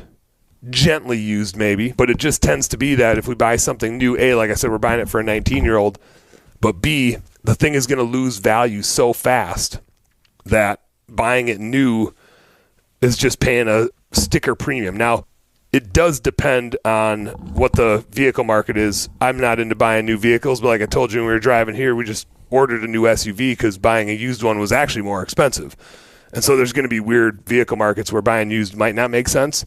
But normally, it's just not worth paying that like premium for a new vehicle because it's not yours. It's the business's. You're the investor. You're the owner. You're putting a 19-year-old kid behind that vehicle. It's just not worth it. Get them to crank windows. You get those. You get the manual locks. That's fine. That's all they need. It's a work truck. It just needs to go. It needs to look nice. Throw some logos on there. That's fine. But it doesn't need to have like the big moonroof, right? Doesn't need to have it. Just needs to go crank money out. And the moonroof doesn't make any more money than whatever other roof you got on there. So it's an asset. You got to buy it the right way, which gets me to number 12. Final. Everybody believes that we ought to be spending a bunch of money at the end of the year because damned if we're going to be paying the IRS money, right? Have you ever bought anything at the end of the year to not pay the IRS? Last year was the most amount of money I ever made, and I did have a decision. I was like, I'm either going to give this to Uncle Sam. I think you might have messaged me even. I think we maybe had a convo about it. And I bought something, and even though I was able to write it off my taxes, and I really use it in my business, now I'm stuck paying that damn thing off. Mm-hmm. But good thing it wasn't too much money. They're like, what was it? Piece of equipment. Mm-hmm. Yeah. So I tested that out. And now I know what that feels like at a small level. So here's the funny thing. the savings, I mean, I'm all about it. When we can minimize our taxes legally, that makes a shit ton of sense. Why not invest in growing our business? Because the minute we have to pay taxes, that's money that we don't get to invest in the growth of our business. So we might as well spend the money on the growth of the business than pay it to the government. That logic makes sense over and over and over again. The government will make more money too if we grow the business, because then they're going to have more taxes that they can get from us for that business. So like we all win. Now, the problem lies in, A, did we actually buy something that grew the business, or did we just have another excuse to go buy a sweet ass truck, which I see that a lot, right? Like, well, I better spend this money and it's a tax write-off, so let me go get this Raptor. That happens. That's not the worst thing in the world, but we're kind of like fooling ourselves when we do that sort of thing. The other piece of it is, I'm going to stay on that for a second. If the true point of that is to invest in our business and grow our business and not have to pay it in taxes, we shouldn't buy an asset. We should spend on marketing or recruiting, because those are the two things, to my last point, those are the two things that make us the money. The assets don't make us the money. It's the people that make us the money. So investing more in marketing or recruiting will have a higher payoff than investing in the asset. Now, buying the equipment makes a lot of sense. If you're going to buy it in January or February or March, you might as well buy it in December and get the tax benefit now. But mathematically, if you think about what's actually happening here, yeah, we can say, let's say we bought a $10,000 piece of equipment and our tax rate is 30% between federal and state, just to make up a number. So we buy that $10,000 piece of equipment. We're saving $3,000 in taxes. But what's actually happening is we're just moving that $3,000 savings a year forward. Because if we're going to buy it in March anyway, we were going to save the same $3,000 the next year, right? Mm-hmm. If we're buying the equipment either way, we're saving $3,000 this year or we're saving $3,000 next year. The value of saving $3,000 this year is that we can take that $3,000 and reinvest it in the business. It's $3,000 that we have to reinvest. Well, we're saying our business generates around a 20% return, so that's $600 of value. So we spent $10,000, but we really only got $600 of value, because we would have made the $3,000 savings next year either way. So, and that's assuming that we get to expense all 10,000 of it, right? Today with 179 deductions, we get to expense all 10,000 of that asset that we bought. Before the 179 deduction existed, that $10,000 asset would have been depreciated over 5 years. So we would have got to expense 2,000 of it this year, 2,000 of it the next year, 2,000, 2,000, 2,000 over 5 years. It works a little differently than that, but just like roughly. So if that was the case, which some point we'll probably be back in that structure, and if that's the case, and you're really only saving $2,000 because that's all you get to expense, and now 30% of $2,000, like the actual taxes of those, that would be $600, and then your 20% return on $600 is like $120. So now you just say, now you bought a $10,000 asset to save $120. So like the math of buying stuff at the end of the year isn't nearly as valuable as it feels like it is. Like it feels like we're spending $10,000 and so we're saving all this money on taxes. But if we were going to buy it the next year anyway, and if this 179 deduction didn't exist, it's like 1% that we actually are better off. So it's not this huge, massive like savings that it feels like it should be. But where it does make sense is buying marketing or recruiting, because that's the best investment we can make in our business. That's what grows it the fastest and grows it the most. Capacity and demand going up at the same rate. Or buying that equipment that we need like early on the next year, but not like fooling ourselves into justifying that we need it, but actually buying something that's going to like make us money the next year. So it can be valuable, but we shouldn't do it under the pretense of I'm going to do this to avoid paying taxes. It should be done under the pretense of I'm going to do this because I believe this is a great investment for my business, and I might as well do it in December instead of in March, because why the hell not? Like if I'm going to do it either way, it's more valuable to do it in December than in March, assuming it doesn't create a cash flow issue for me, but it doesn't create a huge tax savings. And I think we get sucked into thinking we're having this huge tax savings impact, and it's just not quite so big as we think it is. I like that. So buying stuff to save on taxes just for the reason that you think you're saving on taxes. Yeah. Does Ashley like to buy shoes? Is she a shopper? She said she was maybe going shopping. There was this funny thing on TikTok. Her sister sent she was laughing in tears. I go, what's that? Her sister sent, and it was like these guys from a different country with things on their heads, and they were doing like this dance out in like the sand or whatever, and there was the song playing, here come the hot stepper, word her up, I'm the lyrical gangster, and they were dancing like this, and then the meme was, this is me on my way to Target spending all my husband's money. Anyways, if you saw it, she thought it was so funny. I'm just playing around, bro. She has her own money. But I'm not trying to say if she's shop. She's not. She's actually very thrifty and very smart at shopping. She's proud when she saves money on stuff. That's where I was going with this. Yeah. Have you ever heard, but look how much money I saved? Have you ever heard that? Yeah. It's the same thing. It's the same like thing we're convincing ourselves. I like to say, Marty's not a shopper either. So like when I give her a hard time, it's as a joke because she's like super cheap. But I always like to say, you're just going broke saving money. Like you're justifying spending more money by saving it, but you're still $50 less rich or $100 less rich. Like I don't care that you saved $200, you're still out $100. Like the fact of the matter is, the money still went out the door. That wouldn't have gone out the door if you didn't buy the thing. Now you got to buy things, and if you need to buy the thing anyway, you might as well do it as tax effectively or as cost effectively as possible. Just be very conscious and don't let your ego get in the way and all that stuff. Yeah, don't fool yourself. I love it. So one thing man, even when I got my first new truck, I was nervous because I always had the biggest piece of crap on the road and I felt like I didn't deserve it. But one thing that I was thinking about the ego is if you grew up really, really poor and you've always worked at jobs, you never had any money, when you finally get some money, you want to feel what it feels like to buy the thing and actually own it. And then the actual feeling of going through that process and owning a nice truck or something might make you feel like, yes, and have confidence to go out and make more money. So there's this weird intangible, but I think it can get totally out of hand, like you're saying.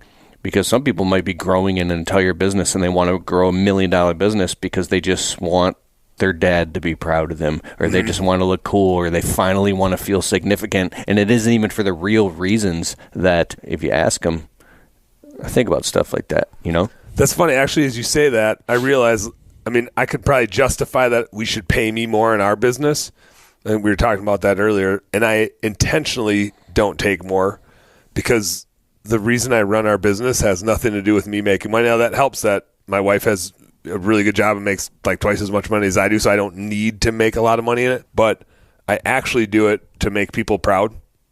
That's totally it. Like, it's not about the money. I want to make my wife proud, my kids proud, my parents proud that I'm like taking risks and doing hard things.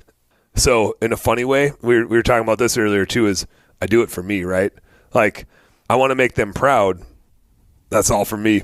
I get the benefit of feeling like I made them proud. If I make a bunch of money, that's neat, but only if it's connected to making them proud. If I won the lottery, and this is like happens, right? People win the lottery and they're freaking miserable because there's no pride in the money.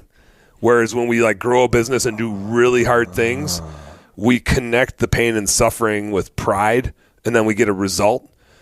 And I think you can say, what's wrong with kids today? And I've gone on this rant before, but business owners have this unique lens that so many people are unfortunate to not have, which is, and I don't know that we all realize it, but we get into this business because of the pride that we get out of doing really hard stuff. You would never be an entrepreneur if you didn't like enjoy some of that pain and suffering.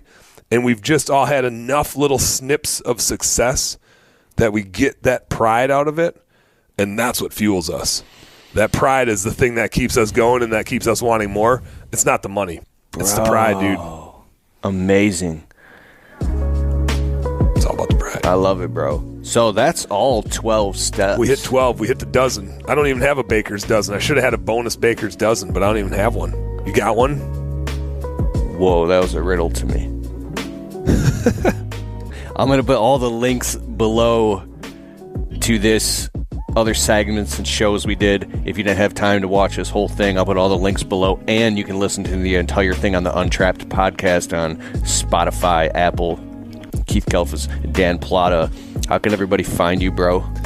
yourblueskies.com. Go check it out. yourblueskies.com/Kelfus if you want to get some deals on stuff. Hit up Bookkeeping Beer and BS on Facebook. Hit it up on YouTube for our, what we like to call bookkeeping bites. You get the hot tips. Where else can you find me? That's the best place. That's where it's at. Love it, bro. And in the meantime, go make some money, baby. And you're hustling, bro. All day, every day. Love it, dude. Thanks, pleasure. Keith. Always. And pleasure, guys. That's it. See you next time.